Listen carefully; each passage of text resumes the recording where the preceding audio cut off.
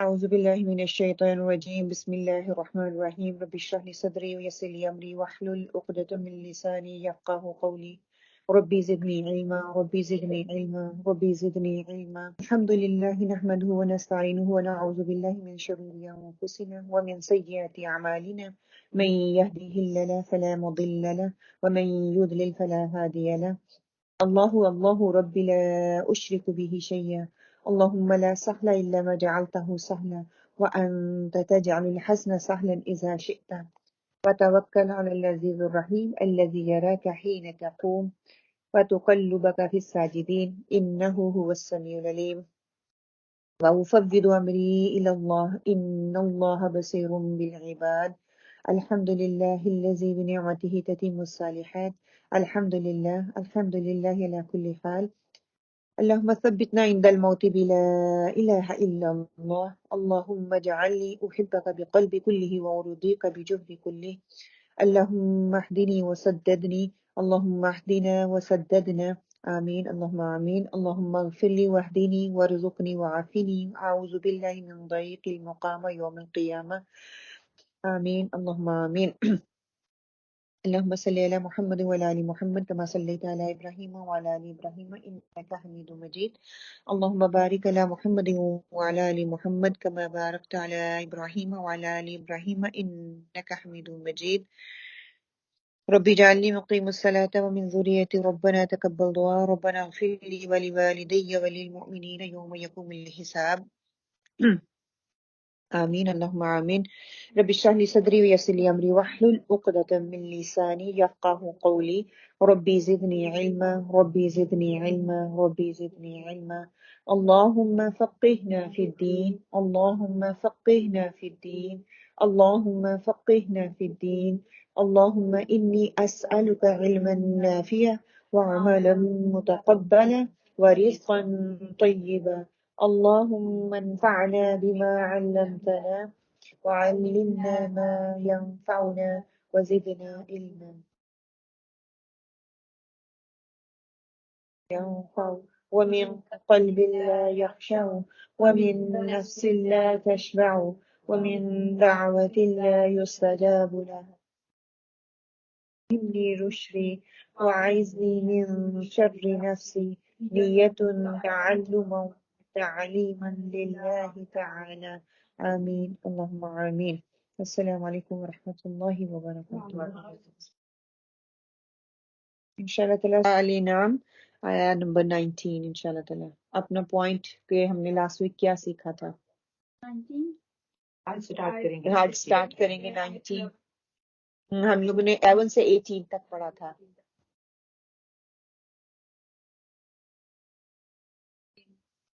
چل پھر کر دیکھنا چاہیے جو بھکتی ہوتے ہیں ان کے ساتھ کیا ہوا وہاں کی عبرت حاصل کرنے کے لیے اس لیے چل سیر جیسے جانا چاہیے پائے اور قوموں کے انجام سے عبرت حاصل کرنی ہے قوموں کے انجام سے عبرت حاصل کرنی ہے سیر تفریح کے لیے نکلنا ہے تو عبرت کے لیے نکلنا ہے سیر تفریح کرنی چاہیے ہم لوگوں کا یہ کانسیپٹ ہے نا کہ ہالیڈے نہیں کرنی چاہیے ہالیڈے ایز اے ہالیڈے نہیں بلکہ ہالیڈے ایز اے عبرت ہونا چاہیے جائیں جا کے دیکھیں بچوں کو بتائیں اس سے سبق حاصل کریں کہ ہمیں کیا سبق ملتا ہے نا اور اللہ سبحانہ تعالیٰ نے باقی اور نشانیوں کی طرف نشاندہی کروائی زمین آسمان کی طرف نشاندہی کروائی اسی جی دوبارہ زندہ اللہ تعالیٰ جب چاہے گا دوبارہ زندہ کہ ایک دن آئے گا اللہ تعالیٰ نے ایک مقصد اور پرپس کے لیے ہمیں پیدا کیا ہے اور جب وہ مقصد اور پرپس ہم حاصل نہیں کریں گے تو اس کے انجام سے ہمیں وہ بتا دیا گیا کہ انجام پھر کیسا ہوگا ہاں کہ رحمت اللہ کے اوپر اللہ نے اپنے اوپر اس کو لازم کر دیا سبحان اللہ کہ اسی کا تقاضا ہے اسی کا نتیجہ ہے کہ اللہ تعالیٰ نے ایک رحمت جو ہمارے اوپر کی ہے کہ ماں باپ کے دل میں اللہ تعالیٰ نے بچوں کے لیے محبت ڈال دی اللہ سبحانہ تعالیٰ نے جانوروں کے دلوں میں محبت ڈال دی ورنہ جانور درندے ہیں دیکھیں وہ اپنے بچوں کو خود ہی مار دیں دوسروں کے لیے وہ درندے لیکن وہ اپنے بچوں کے لیے محبت کرتے ہیں دیکھیں ہم واک کے لیے جاتے ہیں وہ چھوٹے چھوٹے بچے بطخوں کے پاس سے گزرتے ہیں تو وہ حس کرتی ہیں اب پہلے سے منہ دکھا کے کر کے نا پھر پیچھے رہو ہمارے پاس نہ پکڑے وہ دیکھیں کوئی جانور ہے، کوئی بلی، کتا، شیر، بندر، کوئی بھی ہے، وہ اپنے بچوں کو پیار کرتے ہیں۔ یہ اللہ تعالیٰ کی رحمت ہے کہ اللہ تعالیٰ نے وہ انسان کے اندر ڈال دیا ہے۔ زمین آسمان کے بارے میں جب اللہ تعالیٰ اپنے بتاتا ہے کہ یہ کتنی بڑی چیزیں ہیں، تو وہاں سے ہمیں یہ پتہ چلتا ہے کہ کوئی اللہ کا شریک نہیں ہے، وہ اکیلا ہے سارا کچھ کرنے والا۔ ہاں کہ اللہ سبحانہ کہ اللہ وحدہ لا شریک ہے، کہ اللہ ہی ہے جو کرنے والا۔ انشاءاللہ تعالیٰ اس آیت کے بارے میں اور بھی آج بات کریں گے ہے انشاءاللہ۔ اس کے بعد یہ بھی ہے نا کہ جو ہم لوگ یہ جیسے وہ اس وقت نظریں نیازیں دیتے تھے اپنے غیر اللہ کے لیے جو بت ہوتے تھے، تو آج بھی ہمارے پاس کافی بت ہیں اس طرح کی جن کے جانے انجانے میں وہ سارا کچھ کرتے ہیں کہ ہم لوگ اللہ کے سوا دوسروں کے آگے ہم جو اپنے ہاتھ جات کو کرتے ہیں، اپنی ہاتھ پھیلاتے ہیں، اس سے دعائیں مانگتے ہیں اور یہ اور اس طرح کے الفاظ یا وہ سے پاک اور پتہ نہیں کس طرح کی جب نعتیں بھی ہوتی ہیں تو ان کے اندر بھی آپ کے ٹکڑوں پہ پل رہے ہیں، تو یہ اس طرح یہ ساری چیزیں جو ہیں یہ آئی جاتی ہیں شرک میں آتی ہیں۔ جی آج جو ہے انشاءاللہ تعالی ہم آپ صلی اللہ علیہ وسلم کے حق ہونے پہ جو ہے نا، وہ آپ صلی اللہ علیہ وسلم کی رسالت کی گواہی جو ہے وہ حق ہے، اس پہ ہم بات کریں گے انشاءاللہ تعالی۔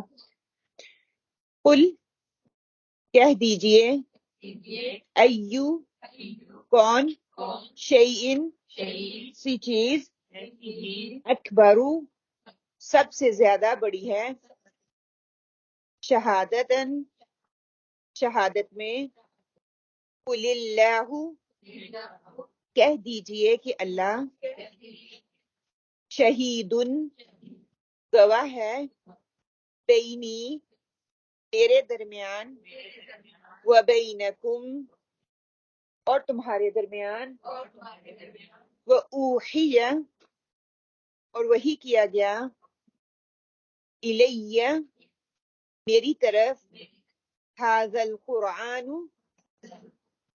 یہ قرآن، لِأُنذِرَکُم تاکہ میں ڈراؤں تم کو،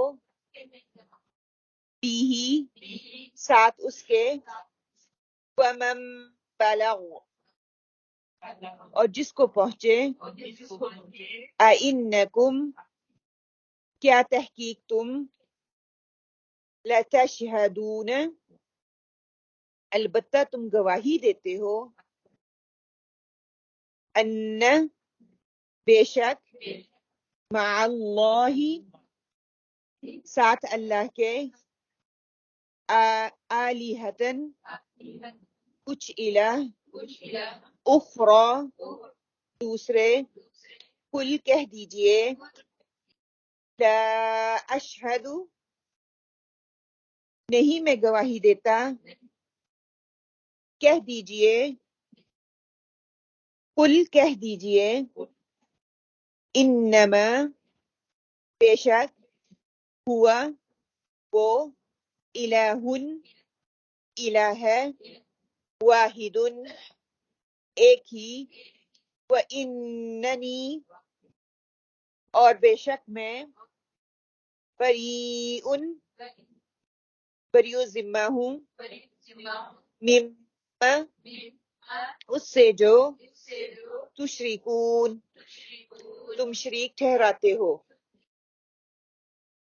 با محاورہ ترجمہ، قل ای شیء اکبر شہادہ، قل للہ شہید بینی وبینکم واوحی الی ھذا القرآن لانذرکم به ومن بلغ اینکم لتشہدون ان مع اللہ آلہۃ اخری قل لا اشہد قل انما هو الہ واحد واننی بریء مما تشرکون۔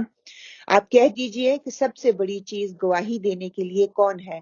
آپ کہہ دیجئے کہ میرے اور تمہارے درمیان اللہ گواہ ہے، اور میرے پاس یہ قرآن بطور وحی کے بھیجا گیا ہے، تاکہ میں اس قرآن کے ذریعے سے تم کو اور جس جس کو یہ قرآن پہنچے ان سب کو ڈراؤں۔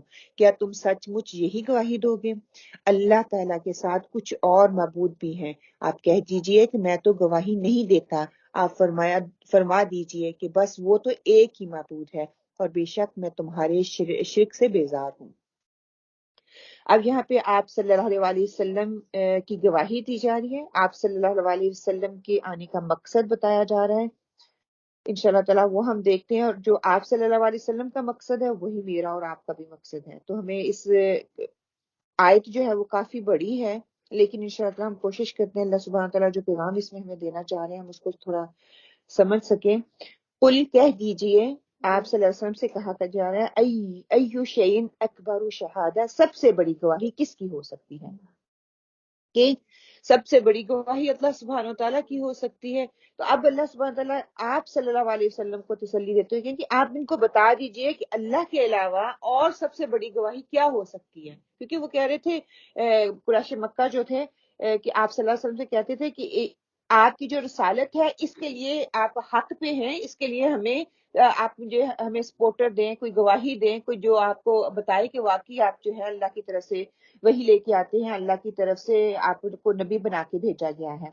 تو اللہ تعالیٰ کہتے ہیں کہ آپ ان کو بتا دیں کہ میری گواہی سب سے بڑی گواہی ہے، اور پھر خود ہی اللہ تعالیٰ اس کا جواب آگے دیتے ہیں، قل اللہ، آپ کہہ دیجئے سب سے بڑی گواہی تو اللہ ہی کی ہے، شہید بینی و بینکم، وہی اللہ میرے اور تمہارے درمیان گواہ ہے۔ مطلب یہ کہ جب یہ چیز واضح ہو چکی ہے کہ نفع نقصان کا مالک، زمین اور آسمان کا مالک، ہر چیز کا مالک، زندہ اور دفن کرنے کا مالک، موت اور قیامت کا دن کا مالک وہ رب ہے، تو قرآن کے لیے آپ صلی اللہ علیہ وسلم کو بھیجنے کے لیے بھی آپ صلی اللہ علیہ وسلم کی گواہی جو ہے وہ اللہ تعالیٰ خود دے رہے ہیں کہ میں گواہ ہوں اس چیز کا کہ اللہ سبحانہ تعالیٰ تمام چیزوں پر اس کا غلبہ ہے، اللہ تعالیٰ کی حکمت ہر طرف ہمیں نظر آ رہی ہے، اللہ تعالیٰ کی علم جو ہے ہر طرف ہمیں نظر آ رہا ہے کہ وہی معبود برحق ہے۔ آپ صلی اللہ علیہ وسلم کی نبوت پر اگر اللہ کی گواہی آ رہی ہے تو اس کے علاوہ اور کون سی گواہی تمہیں مطلب؟ اب وہ شہادت جو اللہ سبحانہ تعالیٰ کہہ رہے ہیں کہ میری شہادت سے بڑھ کر اور تمہیں کون سی شہادت چاہیے، مشرکین مکہ کا اعتراض کے جواب میں اب اللہ تعالیٰ کہتے ہیں پھر فرما دیجئے، کیوں کہ میں نے نبی کو کیوں بھیجا، ان کے بھیجنے کا مقصد کیا ہے؟ فرمایا وَأُوحِيَ إِلَيَّ هَذَا الْقُرْآنُ، کہ اللہ تعالیٰ نے اس قرآن کو بذریعہ وحی میری طرف نازل کیا۔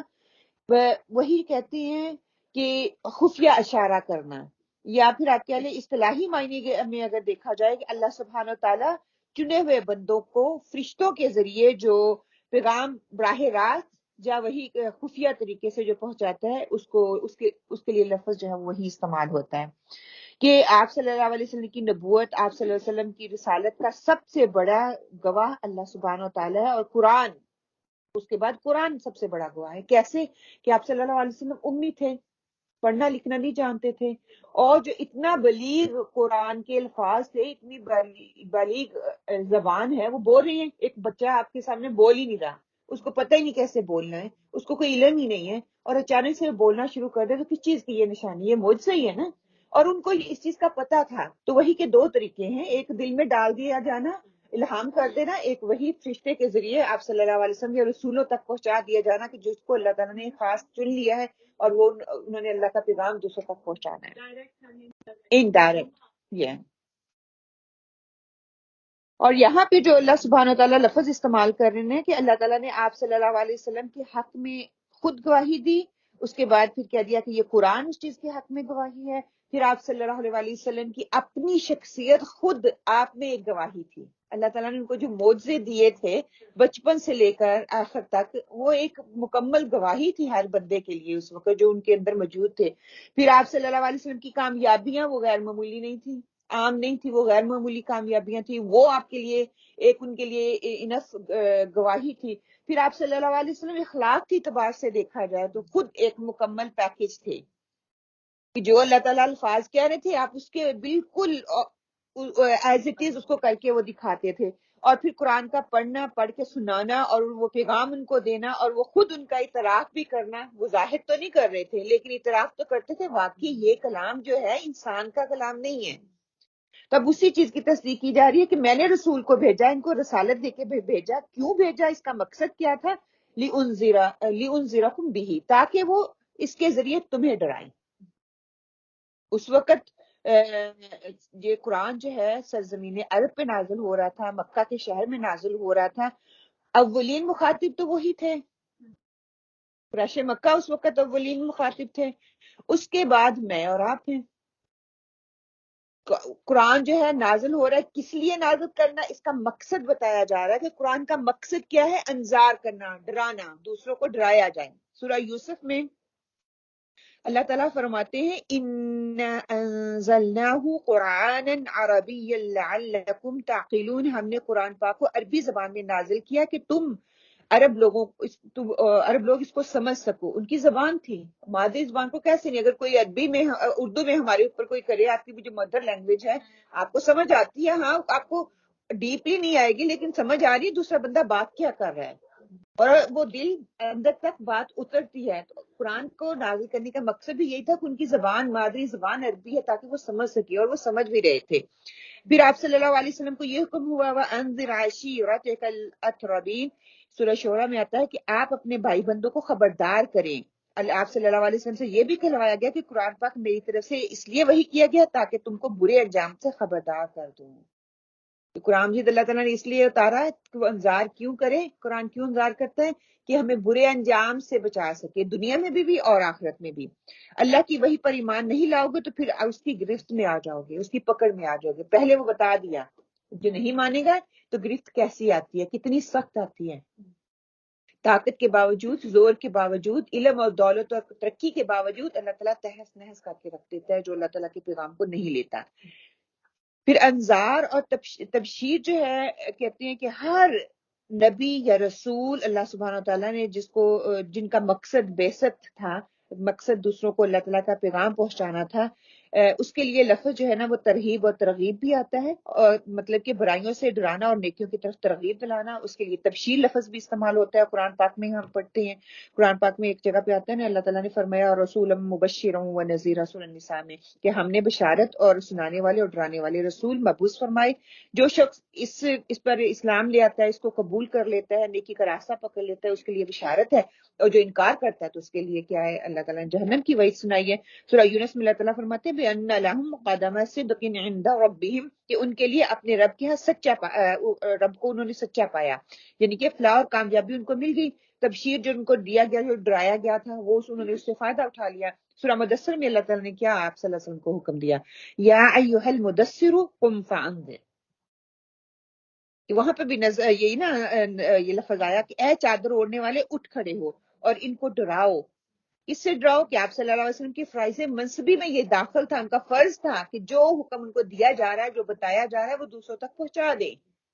اور آپ صلی اللہ علیہ وسلم نے جو ایز اٹ از وہ ہم تک پہنچا دیا، ہمیں بتا دیا کہ برے انجام سے ہمیں خبردار کر دیا کہ کفر اور شرک کرنے والوں کا انجام کیا ہوگا، اگر جو میری بات کو مان لیتے تو ان کا انجام کیا ہوگا۔ کہ کس چیز کے بارے میں ان کو ڈراؤ، کہ برے انجام کے بارے میں ان کو ڈراؤ، کہ دنیا میں اللہ تعالیٰ نے ایک مقصد کے لیے، ایک پرپس کے لیے تمہیں دنیا میں بھیجا ہے، پھر سب جو ہے یہاں سے واپس جائیں گے، یہ ہمارا ایمان ہے، ہم نے یہاں سے واپس جانا ہے۔ کچھ بھی ہو جائے ہم لوگ یہاں پہ نہیں ٹھہریں گے، کتنی امتیں آئیں، کتنے لوگ ہم سے پہلے آئے، وہ چلے گئے، بس سب کا امتحان بھی ہوگا، سب کا ٹیسٹ بھی ہوگا، سب سے پوچھ گچھ بھی کی جائے گی۔ قرآن اسی مقصد کے لیے نازل کیا گیا کہ ہم جو ہے اپنا محاسبہ دنیا میں رہتے ہوئے کر لیں، تاکہ آخرت کے انجام سے ہم برے انجام سے بچ سکیں۔ اور اگر یہ ہماری بدقسمتی ہے کہ دنیا میں رہتے ہوئے، جانتے ہوئے پھر بھی ہم اس کی طرف غور و فکر نہ کریں، اپنا ٹائم سپینڈ نہ کریں، اپنے آپ کو نہ بدلیں، تو آخرت میں انجام جو ہے اس کے لیے پھر دوسرا حل ہے ہی نہیں، اس وقت تو پھر کاش ہی رہ جائے گا۔ وہ بھی قرآن ہی کے الفاظ آتے ہیں کہ ہاں، کہ کاش جو ہوتا ہے کہ ہم دنیا میں دوبارہ بھیجا گئے، ہم نیک کام کریں، پھر ہمیں جنت نصیب ہو۔ ہاں، کہ کئی قسم کے کاش آتے ہیں۔ پھر کیا ہے کہ آج قرآن دیکھیے نا، دنیا میں ہر مقصد کے لیے قرآن استعمال ہو رہا ہے، جس مقصد کے لیے اتارا گیا اسی مقصد کو نہیں ہم استعمال کرتے ہیں۔ قرآن انذار کے لیے اتارا گیا نا، ہم کس مقصد کے لیے قرآن کا استعمال کرتے ہیں؟ ثواب کے لیے سب سے پہلے، ٹھیک ہے، برکت کے لیے، خیر و برکت کے لیے، کوئی فوت ہو گیا تو شفاؤں کے لیے، بیماروں کے لیے، تویزوں کے لیے، دیواروں پہ لٹکانے کے لیے، عدالتوں میں قسمیں کھانے کے لیے، بیٹی کے سر سے برکت کے لیے کروانے کے لیے، ہاں، صرف ہمارا جو ہمارا فائدہ جس میں نا اس کے لیے استعمال کرتے ہیں۔ جس میں ہمیں فائدہ لگتا ہے اس کے لیے ہم استعمال کرتے ہیں. جس کے لیے قرآن نے کہا کہ اس فائدے کے لیے میں ہم نے اسی کو پیچھے سے کچھ ڈال دیا ہے. قرآن کے ہمارے لیے فلاح جو آخرت کی ہے وہ سامنے ہے ہمارے، اور وہ ہمیں نظر نہیں آتی. ہم اس پہ نہیں، فلاح سامنے نہیں ہے، فلاح نظر نہیں آتی، اسی لیے تو ہم اس کے لیے محنت نہیں کر رہے. اللہ تعالیٰ نے اس کو ہائڈ رکھا ہے، اس کے لیے بھی ایک مقصد ہے. وہی تو ہمارا ٹیسٹ ہے کہ جو چیز نظر نہیں آ رہی ہم اس کے لیے کوشش کر رہے ہیں. دنیاوی طور پہ دیکھیں گے اس کو پتہ ہی نہیں ہے تو اس کی طرف جا رہے، پاگل ہے. لیکن یہ ہمارا ایمان کا حصہ بنا دیا گیا. اور جو فائدہ ہمیں جو تھوڑا تھوڑا نظر آتا ہے اس کے لیے استعمال کر رہے ہیں. دنیاوی فائدے جو نظر آتے ہیں ان کے لیے ہم استعمال کر رہے ہیں.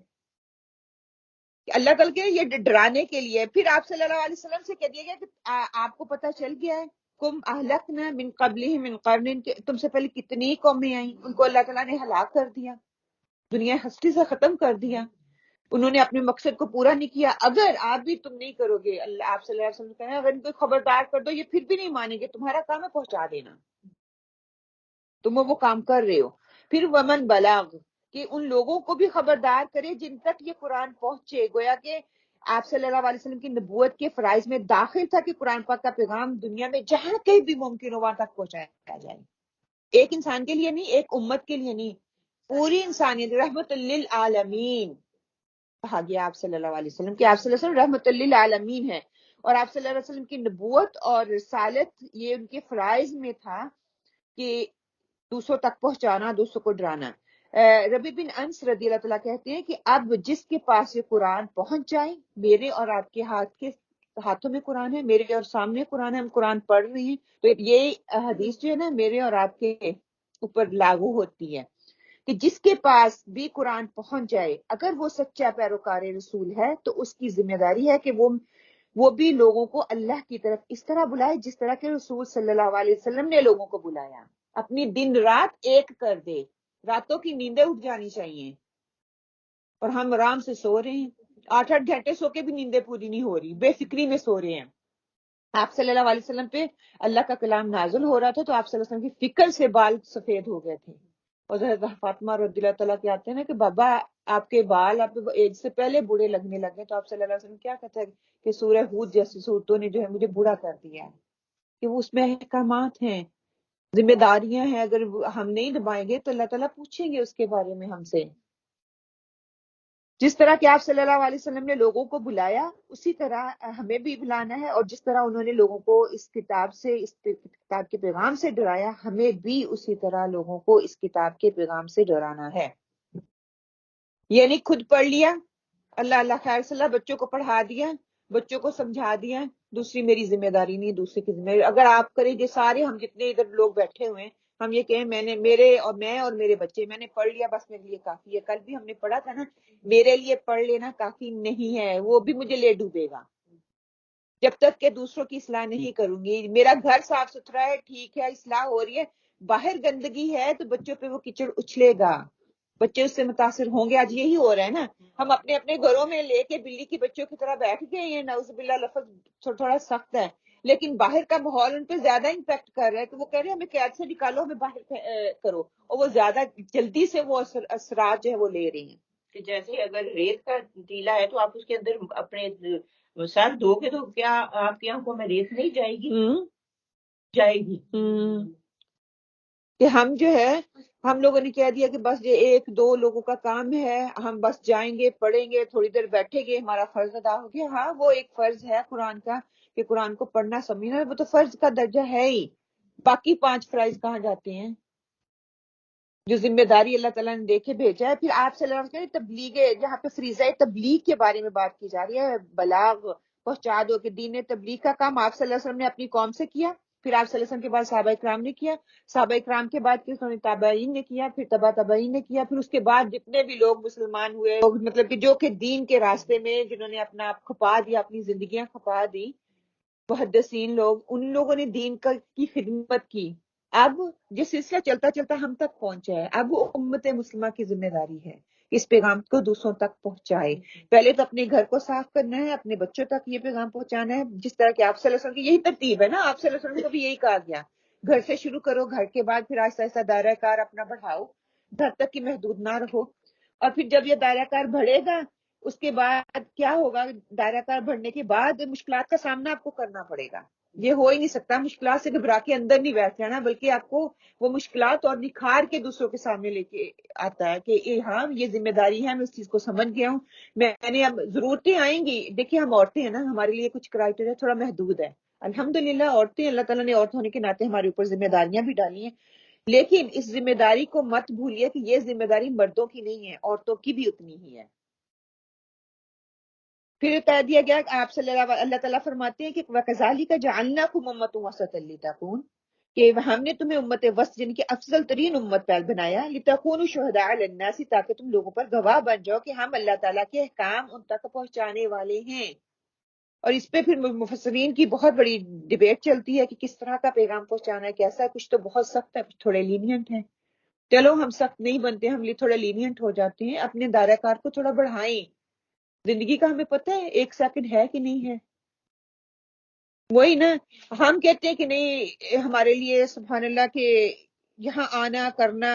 آج دیکھیں نا کہ ہم یہ کہتے ہیں کہ کتنے لوگ ہیں جو یہ کام بخوبی انجام دے رہے ہیں، کتنے لوگ اس کام کو کرنے کے لیے تیار ہیں. پہلے مسئلہ تو یہ ہے، کتنے لوگ کہتے ہیں. آپ لوگوں میں سے کتنے بیٹھے ہوئے کہتے ہیں کہ ہم یہ کام کرنے کے لیے تیار ہیں؟ ہمارے تو گھر کے کام ہی پورے نہیں ہوتے، ہماری ذمہ داریاں پوری نہیں ہوتی. میں یہ نہیں کہتی کہ گھر کے کام نہیں کرو. اگر ہر عورت یہاں پہ بیٹھی ہے کہ میرے گھر کی ذمہ داریاں پوری نہیں ہو رہی، میری شوہر کی ضرورتیں پوری نہیں ہو رہی، میرے بچوں کی ضرورتیں پوری نہیں ہو رہی، تو یہ فرض جس کو امت وسط کہا گیا، یہ نہیں کہا گیا کہ مرد وسط، امت وسط کہا گیا ہے. تو امت میں ہر انسان، مرد عورت بچہ سارے شامل ہیں. تو وہ کون آگے اس پیغام کو پہنچائے گا؟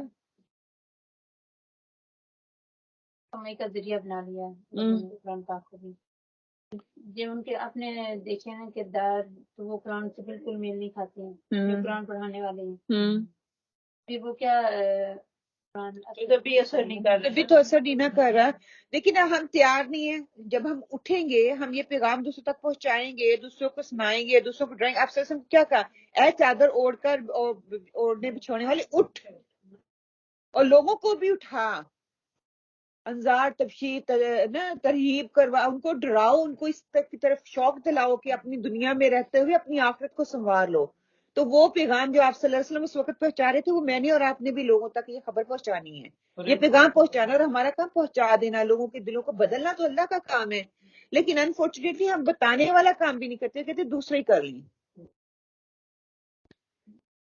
کہ صرف مسلمانوں کے لیے نہیں، بلکہ دیکھیں ہمیں تو یہ بہترین اپرچونٹی ہے یہاں پہ بیٹھے ہوئے نان مسلم میں بیٹھے ہوئے ہیں.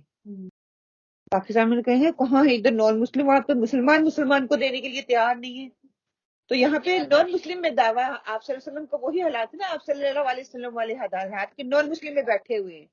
ہم یہ دعویٰ کرنا ہے، بول چال ہے، ہمارا اٹھنا بیٹھنا ہے، ہمارے معاملات ہیں، ہمارے تعلقات ہیں، کس طرح کے ہیں، ہم کس طرح ان کو متاثر کر رہے ہیں. وہ پازیٹیوٹی لے کے جا رہے ہیں ہم سے یا نیگیٹو لے کے جا رہے ہیں. اور ہم تو کہتے ہیں نہیں یہ گورے ہیں، یہ نپاک ہیں، دور رہے ان سے. آپ صلی اللہ علیہ وسلم نے تو نہیں کہا تھا. گھر جا جا کے ان کی صفائیاں کرتے تھے، ان کی تیمارداریاں کرتے تھے، ان کی خیریت معلوم کرتے تھے. ایسی تو وہ مسلمان نہیں ہو گئے. ہم کہتے ہیں نہیں یہ نان مسلم ہے، ان کے گھر جانا اور کھانا اور بیٹھنا گناہ ہے، نہیں ہم نے نہیں کچھ بھی کرنا. وہ اہل کتاب ہے، وہ اہل کتاب ہے. ہاں دیکھیے انسانیت کا تقاضا کیا ہے. نیبر ہیں تو نیبر کو اللہ تعالیٰ کہتے ہیں جائیداد تک ان کو نا حکم آنے کا ڈر تھا، اتنے احکامات تھے. اہل کتاب کے گھر، اہل کتاب، ہاں کیونکہ وہ حلال کر کے کھاتے ہیں. اہل کتاب کی عورت سے شادی ہو سکتی ہے، اہل کتاب کے گھر آپ کھا سکتے ہو، ان سے معاملات کر سکتے ہو، لیکن ایک حد کے اندر. کرسچن نہیں ہے. کرسچن یہ کہتے ہیں، اکثر ایسے کہتے یہ گورے ہیں، یہ کرسچن ہیں، انہوں نے چھوڑ دیا اپنا مذہب.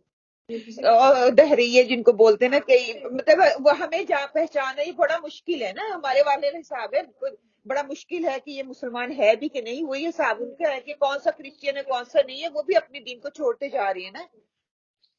اور اگر ہم ان کے گھروں میں جاتے ہیں نا تو ان کو پتہ ہے ہم شراب وغیرہ ایسی چیزیں نہیں کھاتے، ان کو پتہ ہے ہمیں پانی دیتے ہیں، پانی. تو وہ کبھی کبھی وہ سوئٹس اور بسکٹ وغیرہ ہاتھ میں پکڑ دیتے ہیں. تو ہاں دیکھیں نا بسکٹ ہم وہی دکان سے لے کے بھی تو کھاتے ہیں نا.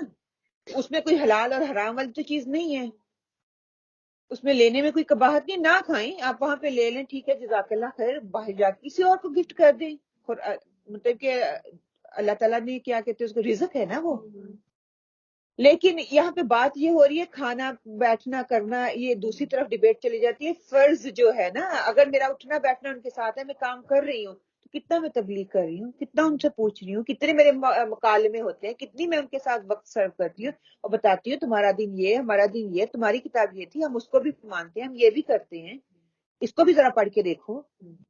یہی تو یہ بھی ہے نا، تو کوئی یونیورسٹی میں کوئی غیر مسلم کسی کے ساتھ کام بیٹھتے اٹھتے ہیں مسلمان کے ساتھ، میری وہ آنٹی ہے اس کے دو بیٹے تھے، ان کے ساتھ ایک ہندو لڑکا رہتا تھا، وہ جو کچھ وہ کرتے تھے وہ دیکھتا تھا، اس کو اچھا لگتا تھا، اس کو کھانا کھلاتے تھے، وہ کہنے لگے یہ آپ کا تو مذہب بہت اچھا ہے، تو آپ کی وہ کافی اچھا لگا اس کو، وہ کہنے لگا میں تو مسلمان ہوں، جب آپ نماز پڑھتے ہو تو آپ کو سکون ملتا ہے، وہ مسلمان ہو گیا۔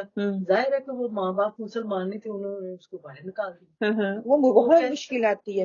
کہنے لگا گھر سے باہر نکال دیا، اب کیا کروں کہ اگر آپ کے ماں باپ راضی ہیں تو راضی ہے کہ ماں باپ سے جدا ہونے کے لیے، کہتے ہیں ہاں میں آپ کے مذہب میں آ گیا ہوں تو میں راضی ہوں۔ میں کہ یہ نہیں ہم کہہ رہے کہ آپ نے ماں باپ کو چھوڑ دے، ہاں تو مذہب کو فالو کر، وہ چھوڑ کے آ گئے۔ اچھا، میں اب ریسنٹلی کسی نے مجھے پاکستان کی یہ بات ہے، کرسچین بچی، نام اس کا اجالا ماں باپ نے رکھا، کہتی کہ میرے ماں باپ ہمیشہ، اس کا ایک ماموں جو تھا اللہ تعالیٰ نے اس کو ہدایت دی ہوئی تھی، کہتی جب پیغام دینے جاتا تھا میں اپنے ماموں کے خلاف ہوتی، جہاں پہ یہ پیغام ابو جہل والا سارا قصہ میرے دماغ میں آ گیا دیکھ کے، کہتی میں وہاں پہ جاتی کہ جو میرے ماموں ہیں وہ یہ پیغام جو پہنچا رہے ہیں اس کو میں ان کو جا کے بتاؤں کہ یہ تمہیں تمہارے دین سے دور کر رہے ہیں، ہمارا دین یہ اصل دین ہے۔ کئی سالوں تک کہتی میں یہی کرتی رہی۔ ایک دن ایسا آیا کہ یہی میرا ماموں جس کے ساتھ وہ کھڑی بات کر رہی تھی اور نان مسلم کو وہ بتا رہی تھی، کہتی یہی انکل میرا کھڑا ہو کے جب وہ آیت پڑھ رہا تھا تو میرے دل میں آئی اچھا یہ جو بات کر رہے ہیں میں جا کے اس کو دیکھوں تو صحیح۔ اس نے قرآن کھولا، کہتی میں قرآن پڑھتی نہیں تھی، یہی والی بات جو آج ہو رہی ہے، پڑھ نہیں رہی تھی کہ کہیں اس میں ایسی بات نہ ہو کہ میں اپنے دین سے پھر جاؤں، اور کہتی یہی خوف میرے لیے آج کامیابی کا ذریعہ بنا، اور کہتی وہی والدین جن کے لیے میں کھڑی ہو کے اپنے دین کے خلاف کھڑی بات کرتی تھی، انہوں نے مجھے گھر سے نکالا، بے عزت کر دیا، گھروں سے نکالا، گھر سے بے گھر کر دیا، مجھے ٹونٹ کرتے تھے، تکلیف پہنچاتے تھے۔ وہ اپنا بیسکلی درد بتا رہی تھی کہ جب مسلمان ہو کے ہم واپس آتے ہیں تو ہمیں آپ لوگوں کی محبت کی، آپ لوگوں کی ہمدردی کی ضرورت ہوتی ہے، ہمیں کوئی ایسی پناہ گاہ ہونی چاہیے جہاں پہ گھر والے نکال دیں تو ہم وہاں پہ جا کے ایٹ لیسٹ بیٹھ کے اپنے ایمان کو، اپنے دین کی پریکٹس تو کر سکیں، کیونکہ جب جس کمیونٹی میں آپ رہ رہے ہوتے ہیں نا وہاں پہ آپ ایک انوکھا کام کرتے ہو تو ساری کمیونٹی والے، وہ کل بھی ہم نے سٹوری پڑھی نا، وہ خلاف ہو جاتی ہیں، آپ کے اندر اتنی ایمان کی طاقت نہیں ہوتی کہ آپ اس کا مقابلہ کر سکیں۔ اور اس نے بہت اچھی وہ بات کی، میرے دل کو کہ مسلمان پاکستان میں رہتے ہوئے اس طرح کے شیلٹر ہوم ہونے چاہیے۔ یہاں پہ جیسے یہ کرتے ہیں نا، ہوم لیس لوگوں کے لیے شیلٹر بناتی ہیں نا، وہ لوگ وہاں پہ جاتے ہیں، اور یہاں پہ بھی کئی لوگ ریورٹ ہو کے آتے ہیں، تو ہمیں ان کو ان کی سپورٹ بننا چاہیے، ان کی مدد کرنی چاہیے، ان کی ہیلپ کرنی چاہیے، نہ کہ وہ دوبارہ پھر اسی دین پہ واپس چلے جائیں۔ شام بن عامر نے ام المومنین حضرت عائشہ رضی اللہ تعالیٰ سے کے بارے سے آپ صلی اللہ علیہ وسلم کے اخلاق کے بارے میں بات کیا، دریافت کیا، تو انہوں نے جواب دیا کہ کیا تو نے قرآن نہیں پڑھا؟ عرض کیا قرآن تو میں پڑھتا ہوں۔ فرمایا پھر آپ صلی اللہ علیہ وسلم کا اخلاق یہی قرآن ہے، مقصد یہ کہ قرآن پاک کی تعلیمات کا نمونہ آپ صلی اللہ علیہ وسلم کی ذات مبارک عملی زندگی میں تھا کہ آپ چلتا پھرتا قرآن ہے۔ اگر آپ قرآن پڑھتے تو آپ کو اس بات کا احساس ہی نہیں ہوا کہ یہی آپ صلی اللہ علیہ وسلم کی زندگی کا مقصد ہے، وہی وہ کر کے دکھاتی ہیں۔ جیسا کہ پہلے عرض کیا گیا کہ قرآن پاک کے پیغام جس شخص تک پہنچ جائے اس کا فرض ہو جاتا ہے کہ اسے آگے دوسروں تک پہنچائے، فرض ہے، فرض عین، فرض کفایہ نہیں کہ ایک کر لے گا، دو کر لے گا تو بس۔ ہر ایک فرد پہ انڈیویجولی جتنا میرا کردار ہے، جو میرا سٹیٹس ہے، جتنی مجھے توفیق ہے، وہ میں نے کام کر کے جانا ہے۔ اور اس کے متعلق اللہ سبحانہ تعالیٰ نے خود آپ صلی اللہ علیہ وسلم کو تاکید فرمائی، بلغ ما انزل الیک من ربک، سورہ المائدہ میں جو کچھ آپ کے رب کی طرف سے نازل کیا گیا اسے آگے دوسروں تک پہنچا دو۔ اور پھر آپ صلی اللہ علیہ وسلم نے کیا فرمایا؟ بلیغوا عنی ولو کان آیہ، جس کو ایک آیت کی سمجھ آ گئی دوسروں تک پہنچا دو۔ تو اس کا مطلب ہے ہم اتنے سالوں سے الحمدللہ ہم 7ویں سپارے پہ آ گئے، ہمیں کوئی آیت سمجھ ہی نہیں آئی۔ تو اس کے لیے جو ہم کھڑے ہی نہیں ہو رہے، آگے ہی نہیں آ رہے، کہ ہم اس کے لیے تیار ہی نہیں اپنے آپ کو کیا کہ ہم نے دوسروں کو پہنچانا ہے، ہم یہی سمجھ رہے ہیں کفایہ ہے، بس میری ہو جائے گی، ختم۔ اور یہی ہے نا کہ ہمارے اندر جو کوالٹیز ہیں نا ان کو ہم نے دبا کے رکھا ہوا ہے، کیا ہے کہ میں پہنچا سکتی ہوں، اس کو موقع نہیں دے سکتی کسی کو بتانے کہ اگر میرے پاس اہلیت ہے تو میں پھر بتاؤں نا۔ صلاحیتوں کا بہترین استعمال نہیں کر رہے، ہم ان کو زنگ لگا رہے ہیں، ان کو ضائع کر رہے ہیں۔ اور جو اللہ تعالیٰ نے صلاحیت ہر انسان کو، مجھے اور آپ کو دی ہے نا، اس کے بارے میں اللہ تعالیٰ نے پوچھنا ہے، جواب دہی کرنی پڑنی ہے، ایسے نہیں ہم نے چھوٹ جانا۔ اللہ تعالیٰ نے زبان دی، اللہ تعالیٰ نے دماغ دیا، اللہ تعالیٰ نے ہاتھ ٹانگے، ہر چیز دی، اس کی جواب دہی کرنی پڑے گی۔ میں نے یہ حق اگر اللہ کل کیا پڑھا، نیت پہ آپ کو اجر ملے گا۔ ایک گھوڑا پال لیتے ہیں تو اس کا کہاں تک اجر جاتا ہے؟ اگر آج میں نیت کر لیتی ہوں، اس کلاس میں آتی ہوں، میں اس کے لیے اللہ کے دین کے لیے کسی سے بھی جڑ جائے، لیکن اللہ کے دین کا پیغام میں دوسروں تک پہنچانا ہے، اپنے اندر وہ تڑپ پیدا کر لیں، اپنے آپ کو اٹھائیں، زمین سے اٹھیں۔ اللہ تعالیٰ نے امت وسط جو افضل ترین امت بنایا ہے، اس کے کندھوں پہ ایک ذمہ داری اللہ تعالیٰ نے ڈال دی ہے۔ پھر آپ صلی اللہ علیہ وسلم نے حجۃ الوداع کے بارے میں 1.25 صحابہ کرام تھے اس وقت، اور کئی کہتے اس سے بھی زیادہ تھے، لیکن 1.25 کی تو زیادہ ہمیں ملتی ہے نا کہ تعداد اتنی ہے، ڈیفینیٹلی تھی اتنی۔ تو آپ صلی اللہ علیہ وسلم نے کیا کہا تھا؟ سنو، جو لوگ جو یہاں پہ موجود ہیں انہیں چاہیے کہ یہ باتیں غیر حاضروں تک پہنچا دیں جو کہ حاضر نہیں ہیں۔ تو ہم اس وقت حاضر تھے؟ نہیں تھے۔ ہم تک یہ پیغام کس نے پہنچایا؟ کوئی تو تھا نا، کس نے اپنے، اگر وہ اس وقت کہتے ہم نہیں پہنچاتے، ہم تک وہ پیغام کہ مدینے سے باہر جانا ہی نہیں ہے۔ وہ اتنی یہ لفظ سننے کی دیر تھی، وہ اس طرح جیسے مکھیاں، ہاں ٹڈیاں اور مکھیاں بکھر جاتی ہیں نا، اس طرح بکھر گیا کہ یہ پیغام دنیا کے کونے کونے تک پہنچنا چاہیے۔ ہم گھروں سے ہی نہیں فارغ ہو رہے، یہ تھا نا اثر اس وقت، گھروں کے اندر ہی بیٹھے ہوئے ہیں، پتہ ہی نہیں ہے، کیونکہ ہمیں اب ہماری ذمہ داری کا احساس ہی نہیں نہ ہو رہا۔ ہمیں ہاں اللہ تعالیٰ نے ذمہ داری دی، as a mother, as a daughter, as a wife میری ذمہ داریاں ہیں، ہم ان سے نہیں کترائیں گے، ان کا بھی حق پوچھا جائے گا، وہ ہم نے دینی ہے۔ اسی میں گم نہیں ہو جانا، میں نے اپنے مقصد کی پہچان کرنی ہے۔ دیکھیں، دوسروں تک پہنچاؤں گی، اور ان کی ذمہ داری، اللہ تعالیٰ کیا کہتے ہیں، جو میرے دین کے لیے نکلتا ہے نا، اس کے کام میں کرتا ہوں، اس کے کاموں کے لیے فرشتے نکلتے ہیں، وہ کرتے ہیں۔ اللہ تعالیٰ تھوڑے ٹائم میں برکت ڈال دیتا ہے۔ ایک ٹائم کے لیے پورا دن اپنی ہانڈی بنانی ہے، آپ جائیں گے نا، دیکھیں 10 منٹ میں ہانڈی پکی، اور اس سے ودیا ترین ہانڈی تیار ہوتی ہے۔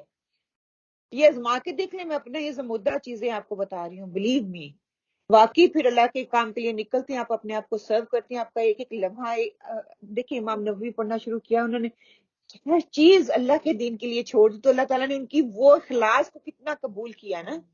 کہتے کھانا بھی معمولی سا تھا، کپڑے بھی معمولی سے تھے، رہائش کی ان کو فکر ہی نہیں تھی، دن رات وہ پڑھتے تھے بچپن سے ہی۔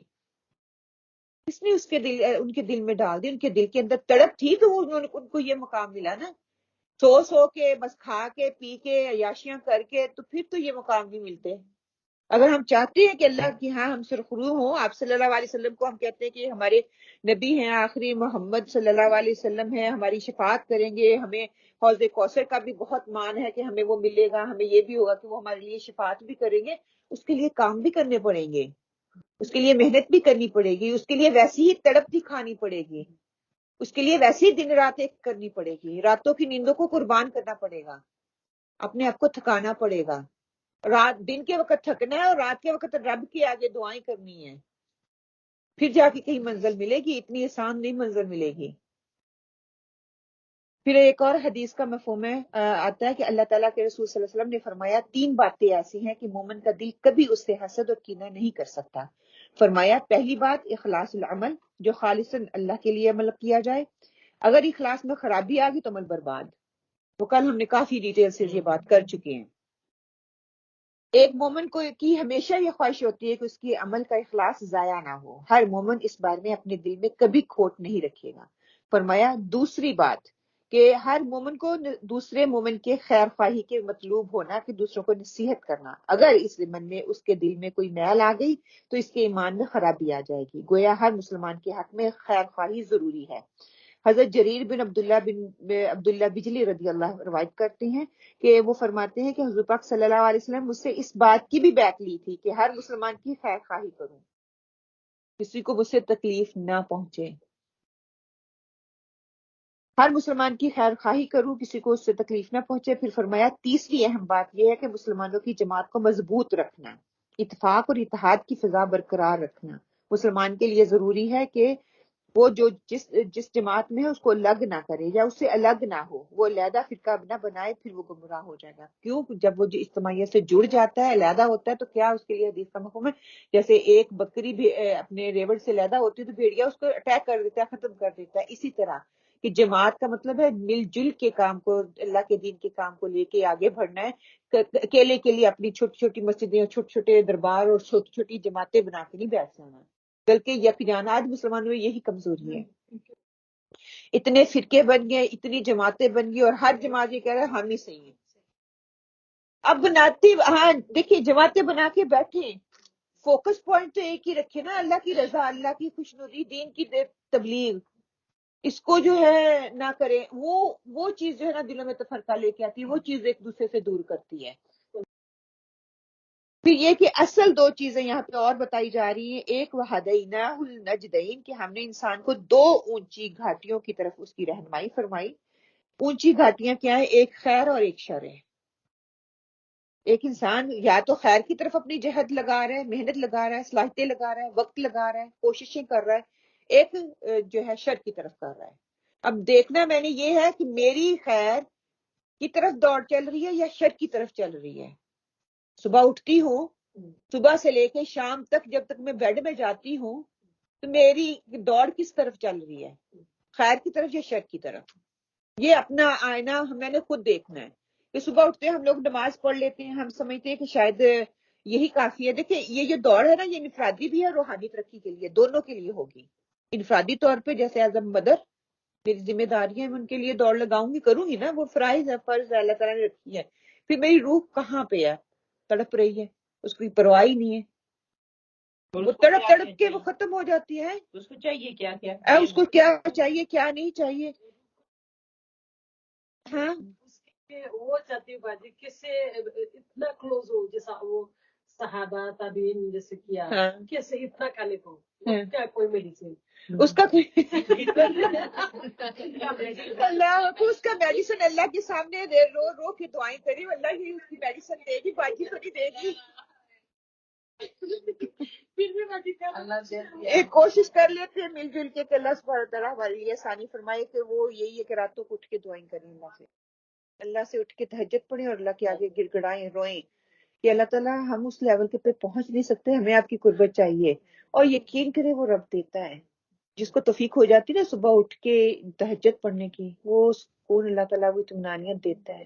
وہ ریمیڈیز اللہ تعالیٰ نے رکھی ہوئی، بتایا ہوا ہے کہ انفرادی اور روحانی ترقی اور دوسری اصلاح عالم کے پورے اصلاح کی ترقی. انسان خود اپنی اصلاح کرے، اپنی روحانی پرورش کو پروان چڑھائے، اس میں ترقی کرے، اس کو فلرش کرے. اس کا تعلق اللہ سبحانہ تعالیٰ کے ساتھ جب درست ہوتا ہے، جب اس کی اپنی اصلاح مکمل ہو جاتی ہے، پھر وہ دوسروں کی اصلاح کی طرف بڑھتا ہے، پھر وہ معاشرے میں، پھر وہ پورے جو اس کا ایریا ہے اس کے میں اصلاح کا سبب بنتا ہے. تو اس کے لیے پھر پوری نسل انسانیت کے لیے وہ خیر بن جاتا ہے. جب انر پیس ملتا ہے نا تو پھر خود باہر جانے کو بھی دل کرتا ہے. ہاں اور روحانی سے مطلب ہے جو اسپرچل. دیکھیں میری روح تڑپتی ہے تو میرے اندر سکون نہیں ہوتا. میں کیوں کہا گیا کہ لاکھوں کا بیڈ ہے، لاکھوں کا گھر ہے، لیکن نیند پھر بھی نہیں آ رہی. کیا وجہ ہے؟ ہم لوگ ڈپریشن میں جا رہے ہیں، کیا وجہ ہے؟ اللہ تعالیٰ کہتے ہیں ڈپریشن کا علاج قرآن میں رکھ دیا. دل کو پتہ ہوتی ہے باجی اس کو کچھ فائدہ نہیں ہے، لاکھوں کی بیڈ وہ کر بھی کیا. وہ تو دیکھیے آج ہم لوگوں نے یہ ذمہ داری کو چھوڑ دیا، ہم دین سے دور ہو گئے، ہم جو اپنے خواہشات کے پیچھے چلنا شروع ہو گئے، تبھی ہمارے اندر بیماریاں ہیں، تبھی ہمارے اندر ڈپریشن ہے، تبھی ہماری روح دیکھیے کہتی مچھلی پانی سے باہر نکالے تڑپ تڑپ کے ختم ہو جاتی ہے، روح بھی یہی کرتی ہے نا، تڑپتی ہے. پھر اس وقت جب نئے نئے ہم نکلتے ہیں نا اس چیز سے، وہ تڑپتی ہے، تڑپ تڑپ کے ختم ہو جاتی ہے، نفس اس پہ حاوی ہو جاتا ہے. ہم اتنے پھر ہو جاتی ہیں کہ بے لگام، اس کی سنتے ہی نہیں ہے. نہ ہماری نمازیں پوری ہو رہی ہیں، نہ ہمارا قرآن پورا ہو رہا ہے، نہ ہمارے حقوق پورے ہو رہے ہیں. ظلم پہ ظلم، ظلم پہ ظلم. دیکھیں ایک کے بعد ایک اندھیرا، ایک کے بعد ایک اندھیرا. کیا ہوگا؟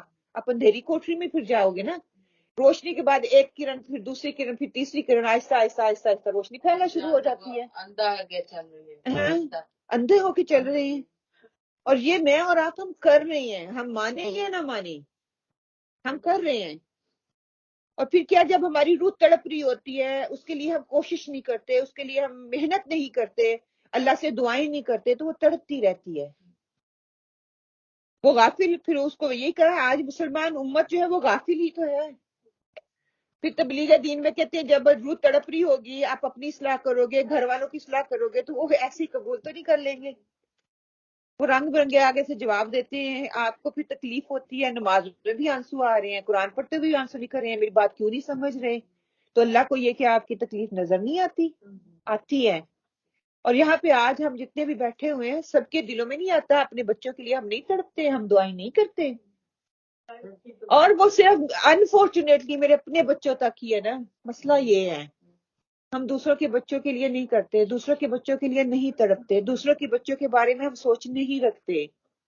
جب تک یہ سوچ ہماری اپنی سوچ سے باہر نہیں آئیں گے. حضرت ابراہیم علیہ السلام نے کیا دعا کی تھی؟ نسلوں تک کی دعا کی تھی. ہم صرف میرے بچے پوتے پوتیاں آ گئے، میرے پوتے میری پوتیاں، دوتے دوتیاں آ گئے، تو وہ بس یہی تک ہم محدود ہو کے رہ گئے ہیں. اس سے آگے ہم نکل ہی نہیں رہے. حتیٰ کہ دعا تو یہ ہو رہی ہے آتی قیامت تک آنے والی نسلوں کی رہنمائی فرما دے، ان کو ہدایت دے دے، ان کے لیے راہیں کھول دے. صرف میرے بچوں کے لیے نہیں، ان کے سراؤنڈنگ جتنے بھی بچے ہیں نان مسلم ہیں، ان کے دوست ہیں نا. کہیں یہ نہ ہو کہ ہمارے بچوں کو بھی انڈو پونی کے دین پہ ہو کہ قیامت والے دن دوست کی بنیاد پر دوست کی پہچان ہوگی، اسی کی بنیاد پر ان کو اٹھایا جائے گا. اگر میں ان کے لیے تڑپ نہیں کروں گی، کیونکہ یہ تڑپ فرض ہے مجھ پہ. آپ صلی اللہ علیہ وسلم اگر یہ تڑپ نہ رکھتے، بس میری خاندان والا ہو جائے، دین کی طرف آ جائے، بس نان مسلم. دیکھیں جب وہ تڑپ دکھائی، لوگ جڑے صحیح اخلاص کے ساتھ، تو کتنے کہاں تک دین پھیلا اور کتنے تھوڑے عرصے میں پھیلا. تو وہ تڑپ ہمیں دکھانے کی ضرورت ہے. آج مسلمان انفارچونیٹلی دوسروں کے اغیار کے دین کی، دوسروں کے دین کے اغیار میں رہتے ہوئے انہیں کوئی رسم و رواج، انہی کے طریقے، انہی کا کھانا پینا، انہی کا اٹھن بیٹھن، انہی کے کپڑے، انہی کا لباس، انہی کا کلچر، ہم وہی بن کے رہ گئے ہیں. نام کے مسلمان ہیں ہم. بڑی شان سے نکلا تھا جدین اپنے وطن سے، آپ کے دیار غیر میں، وہ غریب و غربا ہے. آپ تو خود ایسے پڑھتے ہیں. ایک اور وہ پڑھتے وقت مجھے شعر سمجھے، اس کا مفہوم میرے دماغ میں ہے کہ میں یہاں پہ اپنے ملک سے آئے ہوئے جو نا بکھرے ہوئے شرازے بکھیرنے، جو بکھرے ہوئے تھے ان کو اکٹھا کرنے کے لیے آیا. یہاں آیا تو وہ اس سے بھی بکھرے ہوئے مجھے ملے. وہ حال ہمارا ہوا ہے. اور جو یہ فرقے لادہ ہو گیا نا، اس کی وجہ سے بہت. اب میری اسٹیٹ میں وہ آنٹی آئی تو میں جب بتایا نا آپ نے رمضان میں کہ ہر کس کو سلام کرو، تو پہلے نہیں کرتی تھی، لیکن میں نے جب سے سلام کیا نا تو وہ آنٹی مجھے بات کرنا شروع ہوئی. کہتی ہیں بیٹا میری بیٹی بہت پریشان ہے کہ ہم پاکستان سے ادھر آئے ہیں، ایک بیٹی کا علاج ہو رہا ہے، تو دوسری کو اسکول میں پتہ نہیں ہے کون سا ہے، تو اور یہ بھی مسئلہ ہے کہ کوئی بندہ ہمیں چاہیے جو اس کو ہیلپ کرے. تو میں نے کہا آنٹی ٹھیک ہے میں آ رہی ہوں، تو آپ کو بیٹی کو کہوں. میں نے اس کو کہا تم پریشان ہی ہو، جہاں میری بیٹیاں جاتی ہیں تم اس کو ادھر ڈال دو، تم دوسری کے ساتھ بے شک ہاسپٹل جانا میں لے آیا تمہیں. تو میں نے کہا آنٹی مسجد میں ڈالنا ہو تو مجھے بتائیے گا. وہ بھی بالکل آگے کہتے نہیں وہ وہابی ہیں، ہم نہیں ان کو پسند کرتے. تو ہم اہل سنت ہیں. وہ تو پھر کہتی ہیں پتہ نہیں جس اسٹریٹ والے کیسے ہیں، کوئی اسلام نہیں کرتا. میں نے کہا آنٹی میں آپ کے گھر پہ بیٹھی ہوں نا، میں ادھر ہی جاتی ہوں، تو ادھر سے سیکھ کے آئی ہوں اور میں نے آپ سے بات کی. تو اگر میں ادھر نہ جاتی نا تو میں بھی باقی اسٹریٹ والوں کی طرح آپ کو سلام بھی نہ کرتی.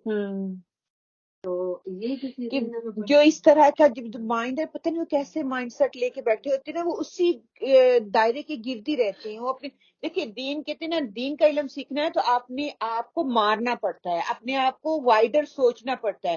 آپ فقہ کا جو سبجیکٹ سیکھنے جائیں گے نا، جو عالم آپ کو سکھائیں گے، وہ سب سے پہلی بات یہی کریں گے کہ اپنا گلاس کو ڈھیل دو، اپنے آپ کو خالی کر کے بیٹھو. جو آپ کے درمیان دل میں دماغ میں پہلے سے بھرا ہوا ہے نا، اس کو نکالنا پڑے گا. اس کے ہوتے ہوئے نیا علم آپ کے اندر نہیں آئے گا. اور اپنے آپ کو جیسے کوئی کھلا کرو. دوسرے یہ مسجد والے کوئی اور قسم پتہ نہیں کیا یہ یوبا ہے، دنیا میں انوکھے ہی لوگ ہیں یہ اس طرح نا. پتہ نہیں وہ مسلمان ہی نہیں ہمیں سمجھتے جو سچی بات ہے. اوبیسلی انہوں نے ختم کروانے ہیں 11ویں 7ویں 8ویں، پتہ نہیں وہ کیا کیا کرتے ہیں، تو وہ سمجھتے ہیں وہ ان کی عبادت ہے. آگے آیت آ جانی ہے استغفر اللہ، اور وہ بہت اچھے طریقے سے اس چیز کی عکاسی کر رہی ہے. وہ سمجھتے ہیں یہ ہمارا دین ہے. آگے اللہ سبحانہ تعالیٰ فرما رہی ہیں کہ اچھا تبلیغ کی طرف توجہ دلانے کے بعد اب کہہ رہے ہیں کہ اسلام کی بنیادی اصول توحید جو ہے ایک نئے انداز میں اللہ سبحانہ تعالیٰ ان کو اس کے سامنے رکھ رہے ہیں. اَإِنَّكُمْ لَتَشْهَدُونَ أَنَّ مَعَ اللَّهِ آلِهَةً أُخْرَى، کیا تم اس بات کی گواہی دیتے ہو کہ اللہ تعالیٰ کے ساتھ کوئی دوسرا معبود ہے؟ اب میں اس پہ بات نہیں کروں گی، آپ نے بہت بات اب کر لی ہے. کہ تم اس بات کی گواہی دیتے ہو کہ اللہ کے ساتھ کوئی اور دوسرا معبود ہے. فرمایا اگر یہ لوگ غیر اللہ کو معبود مانتے بھی ہیں، کل اشہد، آپ اس پر واضح کر دیں کہ ایسی کوئی گواہی نہیں دیتا کس کے خلاف. میں تو کہوں گا کل انما ہوا الہ واحد، کہ معبود حق صرف اور صرف اللہ ہے، وحدہ لا شریک ہے. واننی بری مما تشرکون، میں اس سے بیزار ہوں ان چیزوں سے جن کو تم شریک بناتے ہو. یعنی کہ غیر اللہ کو معبود تسلیم کرتے ہو، ان کے معاملے میں تمہیں لڑائیاں جھگڑے ڈال رہے ہو، ایک دوسرے سے دور کر رہے ہو، ایک دوسرے کے اندر فتنہ فساد پیدا کر رہے ہو، ایک دوسرے کو برا بھلا کہہ رہے ہو. میں ان ساری چیزوں سے بیزار ہوں. میں تو وحدہ لا شریک ایک اللہ کو ماننے والا ہوں، کوئی فرقے کو نہیں ماننے والا، کوئی جماعت کو نہیں ماننے والا، کسی گروہ کو نہیں ماننے والا، نہ میں سنی، نہ میں وابی، نہ میں کوئی اور. میں وحدہ لا شریک ایک رب کو ماننے والا ہوں. اور قرآن یہی دعوت دیتا ہے. قرآن کوئی فرقے کے بارے میں بات نہیں کرتا، قرآن اسی رب کے ساتھ جوڑتا ہے. کہ سب سے بڑا پیغام یہاں پہ یہی دیا جا رہا ہے کہ خود شرک سے بیزاری کا اظہار کرنا ہے، اور ساتھ ساتھ شرک کرنے والوں کو بھی یہ بتانا ہے کہ اللہ وحدہ لا شریک ایک ہے، وہ تنہا ہے، اس کے ساتھ کوئی شریک نہیں ہے. بس یہ ہماری ڈبیٹ، اس سے آگے کوئی بات ہی نہیں کرو، نہ بحث میں پڑھو. آگے بھی اللہ تعالیٰ بات کریں گے کہ ایک مومنین کے لیے ان کا رویہ کیا ہوتا ہے. وہ بحث میں نہیں پڑھتے. جنہوں نے بحثوں میں پڑھنا ہے وہ بحثیں کریں، اپنا ٹائم، قیمتی ٹائم ہم کیوں بحثوں میں گزاریں. جنہوں نے ماننا ہے نا، ان کو کہتے ہیں نا ایک بات سن کے اللہ تعالیٰ نے ان کے لیے ہدایت کا راستہ ڈال دینا ہے. اور دیکھیے پہلی امتوں نے بھی یہی ہیلے بہانے کرتے رہے. جنہوں نے نہیں مانا وہ ادھر ادھر کی باتیں کرتی ہیں. جنہوں نے مانا ہوتا ہے وہ سمینا و اطعنا، سیدھی اپنا سر تسلیم خم کر لیتی ہیں. اچھا آیت کے روٹ ورڈ لکھ لیں. شہیدن شین ہا دال سے ہے کہ کسی چیز کا مشاہدہ کرنا، حاضر ہونا، پوشیدہ اور ظاہر کو جاننا. حاضر ہونے کی جگہ کے لیے یہ لفظ استعمال ہوتا ہے مناسک حج کے لیے لفظ استعمال ہوتا ہے. وہ بات جو کامل علم اور یقین سے کہی جائے اس کے لیے یہ لفظ استعمال ہوتا ہے. شہادت کے لیے بھی یہ لفظ استعمال ہوتا ہے، اقرار کے لیے بھی. اور اسی شہادت کے لیے اللہ تعالیٰ نے امت وسط کے نام لے کر یہاں مجھے اور آپ کو خطاب کر کے کہا کہ ہم گواہ ہوں گے دوسری امتوں پر. امت وسط کیا کہ ہم گواہ ہوں گے دوسری امتوں پر. جب ہم اپنے فرائض کو انجام دیں گے تو ہم گواہی دیں گے. لِأُنذِرَكُمْ نون زارا، کہ کسی حادثے کی وجہ سے غیر واجب چیز کو اپنے اوپر واجب کر لینا. اللہ تعالیٰ کے لیے نظر ماننا اس کے لیے بھی آتا ہے. کسی خوفناک چیز سے آگاہ کرنا اس کے لیے بھی آتا ہے. کسی اچھی بات کی خوشخبری سنانا اس کے لیے یہ لفظ استعمال ہوتا ہے. ڈرانے کے لیے لفظ استعمال ہوتا ہے. کسی چیز کو جان کر اس سے چوکس رہنا، چوکنا رہنا، اس کے لیے بھی یہ لفظ استعمال ہوتا ہے. اور یہی لفظ لِأُنذِرَ یہاں پہ استعمال کر کے مجھے اور آپ کو ڈرایا جا رہا ہے، چوکنا کیا جا رہا ہے کہ آگے آنے والی جو آفت ہے اس سے بچ جاؤ، اپنے آپ کو بچا لو. وہی فوز کبیر، وہی صحیح کامیابی ہے. بالاغا با لام غائن سے ہے کہ حد تک پہنچنا، قریب تک پہنچ جانا. تبلیغ کے لیے لفظ یہ استعمال ہوتا ہے. کافی ہو جانے کے لیے لفظ استعمال ہوتا ہے. اتنی مقدار جس سے گزر اوقات ہو سکے. دوسروں تک پہنچا دو، اپنا فرض ادا کر دو. اتنا کرو کہ اس سے اس کے حالات جو بدل جائیں، وہ اپنے آپ کو بدل لے. اب بدلنے کے بعد پھر اسی وجہ سے تو آپ صلی اللہ علیہ وسلم اتنا کٹتے تھے، ان کے دل میں اتنی تکلیف آتی تھی کہ میں ان کو سمجھا رہا ہوں یہ سمجھ ہی نہیں رہے. اور ہم بھی یہی کرتے ہیں نا، جب بچوں کو سمجھاتے ہیں ان کو کیوں سمجھ نہیں آتی، دل دکھتے ہیں پھر. تو اسی وقت پھر جب دل دکھتا ہے تو اللہ سے رو رو کے دعا کرے کہ اللہ تعالیٰ تو ہی ان کے دلوں کو بدلنے والا ہے، ہم لوگوں نے تو بتا دیا، سمجھا دیا، اور ان کے دلوں کو تو نے اب بدلنا ہے. بریون بارا حمزہ سے ہے کہ کسی مکروہ امر سے نجات حاصل کرنا. پاک اور بے گناہ آدمی کے لیے استعمال ہوتا ہے، پیدا کرنے والے کے لیے استعمال ہوتا ہے، ایجاد اور اختراع کرنے والے کے لیے آتا ہے، صورتیں بنانے والا مخلوق اس کے لیے یہ لفظ استعمال ہوتا ہے. تشریکون شین راکا سے ہے، دو ملکیتوں کو باہم ملا دینا، باہم شریک ہونا. ساجی کے لیے آتا ہے، اللہ کے ساتھ شریک ٹھہرانا یا شرک کرنا، اس کے لیے یہ لفظ استعمال کیا جاتا ہے.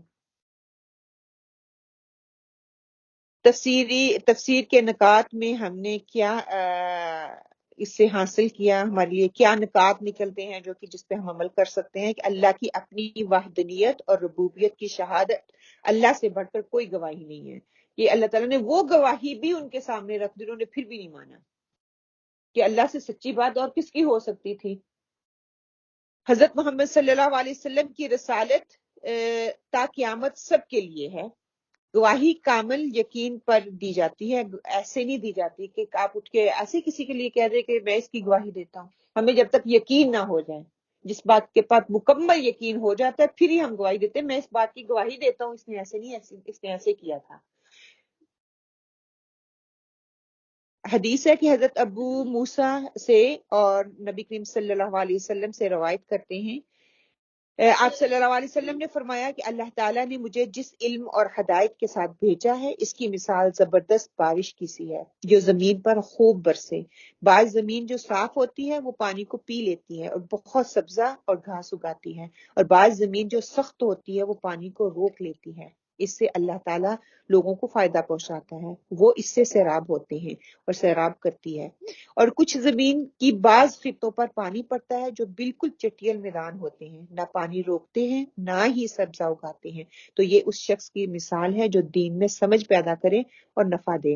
اس کو وہ چیز جس کے ساتھ میں مابوس کیا گیا ہے، اس نے علم دین سیکھا اور سکھایا. اور اس شخص کی مثال جس نے سر نہیں اٹھایا، یعنی کہ توجہ ہی نہیں کی، اور جو ہدایت دے کر میں بھیجا گیا ہوں وہ اسے قبول نہیں اس نے کیا. صحیح بخاری کی یہ حدیث ہے، ریفرنس کیا ہے، حدیث 79 ہے کہ آپ صلی اللہ علیہ وسلم نے یہاں پہ 3 قسم کے لوگوں کی بات کی، 3 قسم کی زمینوں کی بات کی، مثال دی زمین کی کہ کچھ لوگ ایسے ہوتے ہیں کہ وہ اتنے نرم دل ہوتے ہیں، جب اللہ تعالیٰ کے علم کی یا ہدایت کی بات ان کی طرف بھیجی جاتی ہے یا کوئی پیغام دیا جاتا ہے کہ یہ کام ایسے نہیں ایسے کرنا ہے، اللہ کا پیغام ایسے ہے یا آپ صلی اللہ علیہ وسلم نے ایسے بتایا، تو وہ فوراً اس کو لے لیتے ہیں، اس کے عمل میں وہ چیز آ جاتی ہے. اتنے وہ مطلب کہ نرم دل ہوتے ہیں، وہ فوراً اس کو لینے والے بن جاتے ہیں، اس سے فائدہ اٹھاتے ہیں. پھر بتایا ایک دل سخت دل ہوتے ہیں، وہ آگے سے تکرار کرتے ہیں، وہ آگے سے لینا نہیں چاہتے، لیکن پھر بھی اپنے اندر جذب تو کر لیتے ہیں، اس کے اندر ٹھہراؤ تو دوسروں کو فائدہ دینا شروع کر دیتے ہیں. علم لے لیتے ہیں، اپنا عمل چینج نہیں ہوتا لیکن دوسروں کو وہ فائدہ دینے والے بن جاتے ہیں، پھر بھی دوسروں کو فائدہ دے رہے ہیں، کچھ نہ کچھ بہتری ہے اس کے اندر. تیسری وہ زمین جس کو ہم کہتے ہیں بنجر زمین، وہ نہ ابزارب کرتی ہے نہ دوسروں کو فائدہ دیتی ہے، تو بیکار ہی ہو گئی، بیکار ہے نا. نہ کچھ اگتا ہے اس کے اوپر، نہ کچھ اگتا ہے نہ اگے گا تو وہ کیا اگے گا، جھاڑ جھنکار جڑی بوٹیاں جس کا کوئی فائدہ ہی نہیں ہے. تب آپ اور میں دیکھ لیں ہم کیا لے کے یہاں کیا لینے آئے ہیں، کیا ہماری زمین کیسی ہے، ہمارا دل کیسا ہے، ہمارے دل کی زمین کیسی ہے، کیا ہمارے دل کی زمین نرم ہے، جو بات ہم یہاں پہ کرتے ہیں، جو بات سمجھنے کی کوشش کرتے ہیں، جو حکم ہمیں دیا جاتا ہے ہم لے لیتے ہیں اس کو، یا اسی کمرے میں چھوڑ کے تھوڑا تھوڑا ہی صحیح لیتے تو ہے نا. لیکن فوار جو ہے نا وہ زیادہ فائدہ دیتی ہے rather than یکدم بارش جو ہوتی ہے وہ نقصان دہ ہوتی ہے. تبدیلی تو آتی ہے، وہ زیادہ ٹھہرتی نہیں ہے. جو آہستہ آہستہ بارش ہوتی ہے زمین کو نرم کرتی ہے، اس کے اندر سے خوشبو آتی ہے، درختوں کو سرسبز کرتی ہے، پھلوں کے اندر مٹھاس پیدا کرتی ہے، اس کا زیادہ فائدہ ہے. جذب ہوتی ہے. ہاں تھوڑا تھوڑا لیں، آہستہ آہستہ اپنے عمل کو چینج کریں، اپنے عملوں کو بہتر بنائیں. وہ جو تبدیلی آتی ہے نا پھر وہ دوسرے بھی دیکھتے ہیں وہ تبدیلی آئی ہے. پھر وہ لوگ اس طرح تانا جب مسجدوں میں جاتی ہے اپنا عمل تو بدلتا نہیں ہے. مسجد اس کو یہی سکھاتی ہے، وہ یہ نہیں کہتے کہ اس کا اپنا عمل ہے، مسجد کا کوئی عمل دخل نہیں ہے. یہ اس میں قرآن پڑھنے کے لیے جاتی ہے، قرآن تمہیں یہ سکھاتا ہے، قرآن کا اس میں کوئی قصور ہی نہیں ہے، یہ میرا اپنا قصور ہے. میری اپنی طبیعت، میری اپنی عادات ہیں، میں ان کو بدلنا ہی نہیں چاہ رہی. قرآن کو میں کیوں دوش دے رہی ہوں؟ دین کو میں کیوں برا بلا کہہ رہی ہوں؟ مسجد کو میں برا بلا کیوں کہہ رہی ہوں؟ وہی ہے نا کہ ظرف میرا اتنا ہے، ظرف کو بڑا کریں گے، اس کو خالی کریں گے، اس کے اندر کچھ جائے گا. دیکھیں اللہ سبحانہ تعالیٰ کے سامنے جتنا بڑا میرا کشکول ہوگا اتنا ہی بڑا اس کو اللہ تعالیٰ بھر دے گا. جتنا چھوٹا ہم لے کے بیٹھتے، چھوٹے چھوٹے کپ، چھوٹی چھوٹی پلیٹیں، بس یہی بھر جائے تو کافی ہے. اسی میں ہم اکتفا کیے ہوئے ہیں. ہم کیوں نہیں بڑا سا ٹب لے کے بیٹھتے؟ اللہ تعالیٰ ڈال اس میں جو جو ڈالنا ہے، ہم لینے کے لیے تیار ہیں، ہے نا؟ اوپن ہارٹ رکھنا چاہیے. ہاں کہ ہم دیکھیے ہمارے دماغ چھوٹے چھوٹے نا کیڑی کے دماغ کی طرح، ہم وہ چھوٹا چھوٹا ہی سوچتے ہیں، بڑا بڑا سوچیں. اللہ کے لیے کچھ بھی ناممکن نہیں ہے. میرے لیے ناممکن ہے، اللہ کے لیے تو نہیں ہے. جس سے ہم مانگ رہے ہیں اس کی وسعت کے مطابق تو مانگیں. ہاں توحید کی گواہی دینے والے کیا ہے؟ خود اللہ تعالیٰ یہاں پہ کہہ رہے ہیں کہ نبی اور صحابہ ایسی ہستیاں جن کے خلاف کوئی ڈاؤٹ ہو ہی نہیں سکتا. پھر قرآن کا کلام، دین کا کام کرنے والے اور تبلیغ اور ارشاد کرنے والے اس چیز کی گواہی دینے والے ہیں. ہم نے سیکھا کیا ہے کہ شہادت حق کی گواہی دینے کے لیے ہر وقت تیار رہنا ہے، قرآن مجید کے پیغام کو پھیلانے کی عملی کوشش کرنی ہے، ہمیشہ سچ کا ساتھ دینا اور حق کا گواہ بننا ہے. ہم سچ کا ساتھ تو دے دیتے ہیں لیکن حق کے گواہ نہیں بنتے. تو یہ اپنے اندر ہمت لے کے آنی ہے کہ سچ بولنے کے ساتھ ساتھ حق کے گواہ بھی بننا ہے انشاءاللہ تعالی. یہاں پہ میں ایک چھوٹی سی بات رکھوں گی کہ اللہ سبحانہ تعالیٰ ہمیں جو ہے نا ہر ایک جماعت، ہر ایک فرقے سے اوپر اٹھ کر قرآن کے ساتھ جڑنے والا بنا دے. بس یہ دعا کیا کرے کہ اللہ تعالیٰ ہمیں قرآن سے جڑنے والا بنا دے گا. قرآن ہماری اندر کی جو تنگی ہے، ہاں ہمارے اندر جو گرہیں بندھی ہوئی ہیں، جو غلط رسم و رواج ہیں، جو اندھیرے ہیں، جو تاریکیاں ہیں، اس کو وہ خود ہی چھانٹتا چلا جائے گا انشاءاللہ. یہ قرآن کا اعجاز ہے. جیسے جیسے ہم لیتے جائیں گے، تھوڑا تھوڑا لیتے جائیں گے، ساتھ ساتھ صفائی ہوتی جائے گی انشاءاللہ تعالیٰ. اب اگلی آیت ہے، آیت نمبر 20. حق پہچان کر بھی قبول نہ کرنا گھاٹے کا سودا ہے. حق, you know this is the right thing, but denying, don't take the thing whatever you're thinking. This is Quran is right, but not taking the message from the Quran. What is it? You are in a khasara. You are in a loss. Astaghfirullah. And we are doing this. ہمیں ہمارے لیے واضح ہو جاتا ہے پیغام، پھر بھی کہتی کیا کریں، رسم و رواج ہے نا، کیا کریں، اپنے ہیں نا. اب پتہ ہمیں تھوڑی عقل آ گئی، ہم لوگوں کی بات نہیں کرتے، ہم کہتے ہمیں پرواہ نہیں ہے لوگوں کی، ہم لوگوں کی اب پرواہ نہیں کرتے. کیا کریں نا، اس کے بغیر گزارا نہیں، اب اس پہ آ گئے ہیں. اب ہم لوگوں کی پرواہ نہیں کرتے، ہم کہتے ہیں کسی کی مجال مجھے کوئی کچھ کہے میں خود کروں گی. اب آگے کہتے کیا کریں، مجبور ہیں، یہ کرنا پڑتا ہے. ہاں سارے کریں تو ہمیں بھی کرنا ہے. اب لوگوں کی ہمیں فکر نہیں ہے. کبھی ہوتا تھا جب تھوڑا بہت علم نہیں تھا نا، ہم کہتے ہیں لوگ کیا کہیں گے، یہ ایسا ہے، اس کے والدین تو ایسے تھے اور یہ ایسے تھے. اب والدین کے بھی چھوڑو، لوگوں کو بھی چھوڑو، اپنوں کو بھی چھوڑو، ان کی بھی پرواہ نہیں ہے. اب کیا ہے، میں خود ہی کہتی ہوں گزارا ہی نہیں ہے اس کے بغیر. اتنی یہ امپورٹنٹ چیز ہوگی، اس کے بغیر تو میں خود ہی، میرا دل نہیں مانتا. یہ ہوگی نہیں تو میں پتہ نہیں کیا ہو جاؤں گی. چلیں اب سب مل کے انشاءاللہ تعالی ہم اس آیت کو پڑھ لیتے ہیں. چھوٹی سی آیت ہے لیکن میسج بہت بڑا ہے اس کے اندر. الذین، وہ لوگ، آتیناہم، دی ہم نے ان کو، الکتاب، کتاب، یعرفونہ، وہ پہچانتے ہیں اس کو، کما، جیسا کہ، یعرفون، وہ پہچانتے ہیں، ابناءہم، اپنے بیٹوں کو، الذین، وہ لوگ، خسروا، جنہوں نے نقصان میں ڈالا، انفسہم، اپنے نفسوں کو، فہم، تو وہ، لا یؤمنون، نہیں ایمان لائیں گے. محاورہ ترجمہ الذین آتیناہم الکتاب یعرفونہ کما یعرفون ابناءہم الذین خسروا انفسہم فہم لا یؤمنون جن لوگوں کو ہم نے کتاب دی وہ لوگ رسول صلی اللہ علیہ وآلہ وسلم کو پہچانتے ہیں جس طرح اپنے بیٹوں کو پہچانتے ہیں۔ جن لوگوں نے آپ کو گھاٹے میں ڈالا سو وہ ایمان نہیں لائیں گے، کہ جنہوں نے اپنے آپ کو نقصان میں ڈالا، اپنے آپ کو گھاٹے میں ڈالا، اپنے آپ کو لاس میں ڈالا، وہ ایمان نہیں لائیں گے۔ یہ ان کا ایٹیچیوڈ ہی نہیں ہے کہ ہم ایمان لے کے، وہ سیکھنا ہی نہیں چاہتے، وہ لینا ہی نہیں چاہتے۔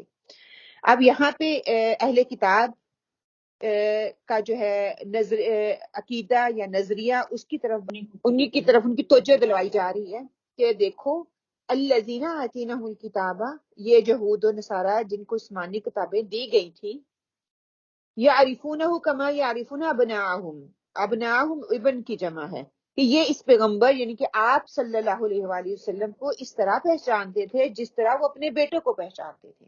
مطلب کہ کہنے کا مطلب یہ ہے کہ وہ اتنا مطلب اپنے بچوں کو بھی اتنا نہیں جانتے تھے جتنا کہ ان کے بارے میں اللہ سبحانہ وتعالیٰ نے ان کی کتابوں میں تورات اور زبور اور انجیل میں یہ چیزیں بتا چکے تھے۔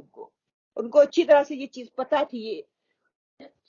اس کے باوجود کہ ان کے پیغمبروں کے بارے میں، خاص طور پر موسیٰ اور عیسیٰ کے بارے میں اور آپ صلی اللہ علیہ وآلہ وسلم کے بارے میں تورات میں ایک ایک چیز جو ہے وہ لکھ دی گئی تھی، ان کو واضح طور پہ پتا تھا کہ ان کے اوصاف کیسے ہوں گے، ان کے صحابہ کیسے ہوں گے، ان کے بارے میں جو ہے نام کا بھی ان کے ناموں کے بارے میں، ان کی شکل کے بارے میں، ان کے لہجے کے بارے میں، ان کی وہ کیسے ہجرت کریں گے، کون سے علاقے میں آئیں گے، ان کی امت کون سی ہوگی، ہر چیز۔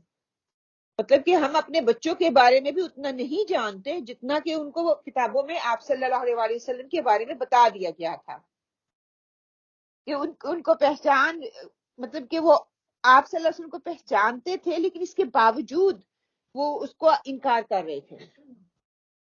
انکار کرنے کی وجہ وہ بتائی جا رہی ہے، کیا وجہ تھی؟ ہٹ درمی، ضد، تکبر۔ اپنے آپ کو اعلیٰ سمجھتے تھے نا، اور اپنے کو وہ نیچا سمجھتے تھے۔ کیونکہ رسول اللہ صلی اللہ علیہ وسلم لو فیملی سے مگر وہ حضرت اسماعیل کی نسل سے تھے نا، تو ان کی نسل سے بہت پیغمبر آئے تھے۔ اچھا، یہ بھی کہتے تھے نا کہ ہمارا مذہب جو پہلا تھا۔ مطلب کہ دیکھا جائے نا، ایک بات کے دو بچے ہیں، ہم جہاں پہ بھی ہوتا ہے نا، ایک کو جیسے یہ کوئین کی مثال ہی لے لیں، ایک کے بچے کو وہ آگے سے آگے وہی عہدہ دیا جا رہا ہے تاکہ دوسرے بچے کو بھی وہ اپرچونٹی ملنی چاہیے۔ اب جس کو وہ چیز ملتی جا رہی ہے وہ کہتی بس میں ہی ہوں، آپ کو نا وہ کمپلیکس آنا شروع ہوتا ہے، بس میں ہی ہوں، دوسرے جو ہے حتیٰ کہ اسی طبقے سے، اسی خاندان سے، اسی گھر میں رہ رہے ہیں لیکن ان کو وہ مقام حاصل نہیں ہے۔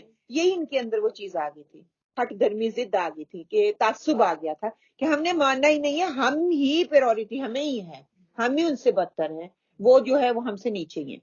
تو ان کی ہٹ درمی کی وجہ سے پھر اللہ تعالیٰ فرماتے ہیں الذین خاسروا انفسہم، جن لوگوں نے اپنے آپ کو نقصان میں ڈال رکھا ہے، فہم لا یؤمنون، وہ ایمان نہیں لاتے، وہ لوگ محرومی کا شکار ہیں۔ ان کی فطرت سلیمہ کیا ہے کہ انہوں نے اس کے اندر بگاڑ پیدا کر دیا ہے۔ وہ ایسی تھی نہیں، انہوں نے خود بگاڑ پیدا کیا اپنے تعصب کی وجہ سے، تعصب کو انہوں نے اختیار کیا، وہ یہ ایمان سے بھی محروم رہ گئے۔ اب کیا ہے کہ اپنے آپ کو خود اپنے عمل کی وجہ سے انسان خسارے میں ڈالتا ہے، یہ بات تو واضح ہوگی نا، انسان اپنے آپ کو خود اپنے عمل کی وجہ سے خسارے میں ڈالتا ہے۔ اب میرے اور آپ کے سیکھنے کی بات یہاں پہ کیا آتی ہے؟ حق آج ہم جانتے ہیں کہ یہ حق ہے، اس کے باوجود بھی حق کو حق مانتے ہیں، جانتے ہیں، لیکن عمل نہیں کرتے۔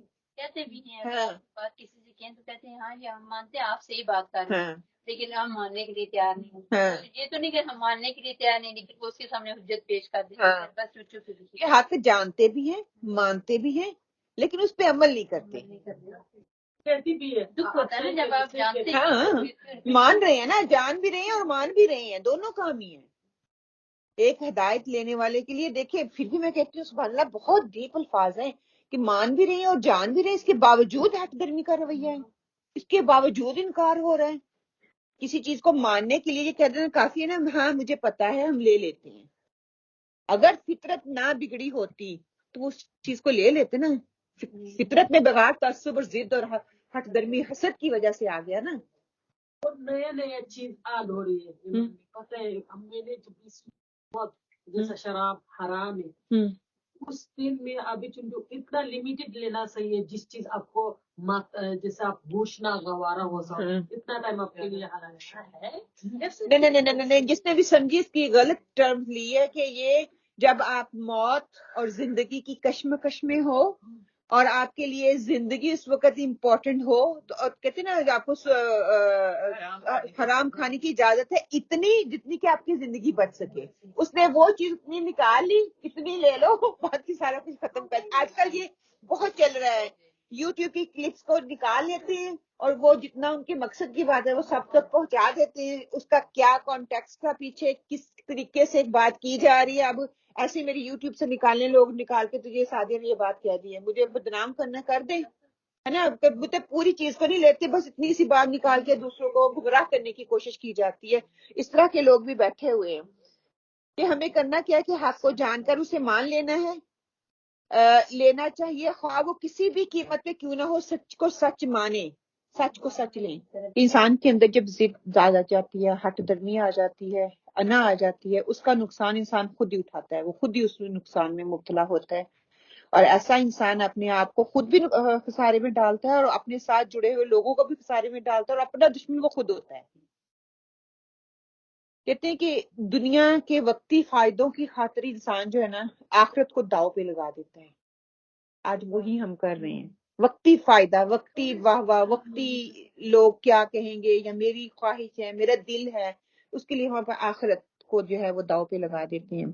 کہتے ہیں اس آیت کے حوالے سے کچھ یہودی اسکالر جو تھے جب آپ صلی اللہ علیہ وسلم ان کے سامنے انہوں نے اپنے حق کو بیان کیا تو ان کا رد عمل کیا تھا. ان کی وہ جو ہے میں آپ کے سامنے رکھوں گی. جو لوگ مسلمان ہوئے آپ کی صلی اللہ علیہ وسلم کی نشانیاں دیکھا ہے ان میں عبداللہ بن سلام سب سے پہلے آتے ہیں جو پہلے یہودی تھے پھر مسلمان ہوئے. حضرت عمر نے ان سے سوال کیا کہ کیا اللہ تعالیٰ نے قرآن میں یہ خبر دی ہے کہ تم لوگ آپ صلی اللہ علیہ وسلم کو ایسا پہچانتے ہو جیسے اپنی اولاد کو پہچانتے ہو اس کی کیا وجہ ہے. عبداللہ بن سلام نے جواب دیا کہ ہاں ہم آپ صلی اللہ علیہ وسلم کو اللہ کے بیان کردہ اوصاف کے ساتھ جانتے ہیں جو اللہ تعالیٰ نے تورات میں نازل فرمائی اس لیے اس کا علم ہمیں یقینی اور قطعی طور پر ہے. مانتے تھے کیونکہ ان کی علماء کے پاس ہی علم تھا نا عام پبلک تک تو تھا ہی نہیں علماء تک ہی تھا. وہ اوصاف جو بتائے گئے ہیں وہ پورے کے پورے آپ صلی اللہ علیہ وآلہ وسلم پر فٹ آتے ہیں. جیسا خدیجہ رضی اللہ تعالیٰ عنہ انکل کے پاس کہ ہم مان نہیں رہے کہ پھر یہ ہمارے باو اجداد کیا کہیں گے لیکن یہ وہی بندہ ہے جو تورات میں بتا دیا گیا ہے. باخلاف اپنی اولاد کے کہ ہماری اولاد کو بھی ہم اتنا نہیں جانتے جتنا کہ آپ صلی اللہ علیہ وسلم کو جانتے اور آپ صلی اللہ علیہ وسلم کی شخصیت وہی کاپی ہے جو کہ تورات میں بتائی گئی ہے. اس میں ہمیں کوئی شبہ نہیں ہے اور یہ ہماری اولاد میں ہمیں شبہ ہو سکتا ہے آپ صلی اللہ علیہ وسلم میں شبہ نہیں لیکن پھر بھی نہیں مانا لیکن وہ اسلام لے آئے. جیسے کہ میلہ لگ رہا ہو اور میرا بچہ گم ہو جائے تو میں کیسے اتنے سارے بچے ہوں تو میں اپنے بچے کو تو پہچان لوں گی. دیکھیں اندھا بھی یہاں پہ بیٹھا ہوا ہوگا نا وہ اپنی خوشبو سے بچے کے رنگ ڈھنگ سے اس کو فیل کر کے وہ پہچان لیتا ہے. گنگا بہرا بھی ہوگا نا وہ اپنے بچے کو پہچان لیتا ہے. وہ کہتے ہیں ہمیں اپنے بچوں کو پہچاننے میں شبہ ہو سکتا ہے لیکن آپ صلی اللہ علیہ وسلم کے اوصاف دیکھ کے ہمیں اس میں شبہ نہیں ہے. نہیں مانے تو ہٹ دھرمی کی وجہ سے نہیں مانے. میں نے اور انہوں نے سیم حدیث وہ پڑھ رہی تھی ہمارا زبان میں so exactly seat کلاس کے سامنے سے بھی دیکھا انہوں نے already کہہ دیا میں آئی وش میں اس طرح زندہ رہتی آپ کو آپ کی فیملی سے نکال دیں گے تو وہی نا سبحان اللہ. حضرت زید بن ثانہ کہتے ہیں کہ جو اہل کتاب میں ہے انہوں نے آپ صلی اللہ علیہ وسلم کو تورات اور انجیل میں بیان کردہ اوصاف سے ہی پہچانا. ایک وصف کے علاوہ وہ یہ کہ آپ کا حلم آپ کے غصے پہ حاوی تھا کہ میں نے آپ صلی اللہ علیہ وسلم کو تورات اور انجیل سے بخوبی جان لیا تھا. ایک چیز کی کمی تھی وہ کیا تھی کہ آپ کا حلم آپ کے غصے پہ حاوی تھا. وہ چیز جو تھی وہاں پہ وہ مجھے ظاہر نہیں ہوئی. پھر کیا ہے کہ میں نے وہ بھی جان لیا کیسے کہ آپ کی بردباری آپ کا غصہ آپ کے برداشت آپ کے غصے پہ حاوی تھی، پھر آپ صلی اللہ علیہ وسلم کی وہ خدمت میں حاضر ہوئے، خدمت میں آ کے آپ صلی اللہ علیہ وسلم کو انہوں نے ٹیسٹ کیا، وہ ٹیسٹ کا پورا واقعہ سناتے ہیں، وہ چیز بھی آپ کے اندر پائے گی تو وہ فوراً اسلام لے آئے۔ ایک چیز میں مجھے تھوڑا ڈر تھا، خدشہ تھا، جب میں نے ان کو ٹیسٹ کیا وہ بھی پالی ان کی شخصیت کے اندر، فوراً اسلام لے آئے۔ جو فطرہ اسلام ہوتی ہے نا، جو ماننا چاہتے ہیں تو پھر وہ ہٹ درمی کا رویہ نہیں اختیار، فوراً ہی اس چیز کو مان لیتے ہیں۔ اور آپ صلی اللہ علیہ وسلم کا صبر تو پتہ ہے سبحان اللہ، طائف میں کہ آپ حضرت خدیجہ نے جب پوچھا تھا حضرت عائشہ رضی اللہ کہ سب سے تکلیف دہ وقت کون سا تھا، کہتے کبھی انہوں نے ذکر نہیں کیا، پوچھنے پہ بتایا کہ طائف کا ٹائم تھا نا وہ مجھے زیادہ مشکل ہے، حتیٰ کہ اتنی مشکلیں آئی زندگی میں۔ جو گھٹی میں بائک آؤٹ کیا تھا، ہاں وہ کتنا مشکل تھا۔ ہاں، لیکن مگر وہ بھی حدیث سے ہمیں نہیں، کبھی لیکن بھی نہیں پتہ کبھی چلا۔ بھی ان کے منہ سے بات نہیں نکلی کہ مجھے وہ طائف امید تھی وہاں پہ بھی کہ وہ ایمان لے آئیں گے، لیکن وہ حضرت عائشہ کے پوچھنے پہ پھر انہوں نے کہا کہ عائشہ مجھے اس وقت تکلیف ہوئی تھی۔ اچھا جب سمجھتے نا آپ اس سیرت کو، دیکھیے آپ صلی اللہ علیہ وسلم ابھی ہجرت نہیں کی، وہیں پہ آپ گئے، بچپن وہیں پہ گزارا تھا نا، پہلی دفعہ شق قمر ہوا وہیں پہ ہوا، تو وہ کہتے اچھا میں انہیں کے پاس جاتا ہوں جہاں پہ میں نے بچپن گزارا، شاید وہ میری بات سمجھ لیں۔ ایک امید لے کے جاتا ہے نا، ہم بھی اپنے مامے چاچے تائی کے گھر کسی کے گھر جاتے ہیں، امید لے کے جاتے ہیں، آگے سے وہ ڈنڈے مارے ہیں آپ کو پٹائی کرے، تو آپ کہے اچھا تو جا تو میں جا، میں تو اب وہاں پہ آتی بھی نہیں ہوں، اس طرف تو وہاں پہ دیکھتے بھی پھر دعا کر کے نکلتے ہیں۔ کبھی ہم ایسے کریں گے؟ کبھی بھی نہیں۔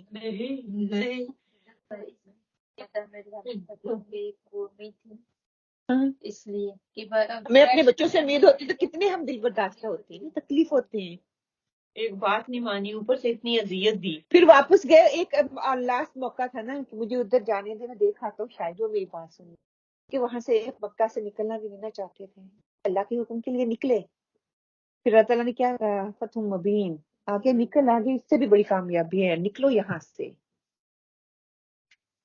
وہ مدینہ میں جا کے جی بعد میں گئے تھے مدینہ میں، پھر ہجرت کا حکم آ گیا اپنی تھا۔ طرف سے ہاں، تجویز لگایا۔ یعرفونہ عین رافع، کسی چیز کی علامت اور آثار پر غور و فکر کر کے اس کا ادراک کر لینا، عرف۔ معرفت کو کہتے ہیں کسی چیز کو خوشبودار کرنا، نیک کام کا حکم دینا، گھوڑے کی عیال کو بھی یہ کہا جاتا ہے، اور اعراف وہ دیوار جو جنت اور دوزخ کے درمیان حائل ہوگی، سورہ اعراف پڑھیں گے نا تو اس میں پھر وہ آئے گا، وہ بھی ایک عجیب کٹھن معاملہ ہوگا اس وقت۔ ابناہم با نون عین سے ہے تعمیر کرنا، عمارت بیت اللہ کے لیے آتا ہے، مسافر کے لیے آتا ہے، چور کے لیے آتا ہے، پیٹ پرست کے پیٹ کی پوجا کرنے والا، شہوت پرست صرف اسی کی خواہش کے پیچھے چلنے والا بندہ، اور عورتیں اس کے لیے بھی آتے ہیں۔ اللہ اکبر، ابنا ابن سے ہے نا، فاسیرو الخسران والخسران، یعنی کہ رأس المال، اصل مال جو ہے اس کے لیے یہ لفظ استعمال ہوتا ہے۔ عام طور پر اس کا استعمال خارجی ذخائر کے لیے میں نقصان اٹھانے پر ہوتا ہے، یعنی کہ صحت اور سلامت، عقل اور ایمان اور ثواب کھو بیٹھنے پر بولا جاتا ہے، بلکہ ان چیزوں پر نقصان اٹھانے کو اللہ تعالیٰ نے خسران مبین کہا گیا ہے، یعنی صحت اور سلامتی، عقل اور ایمان۔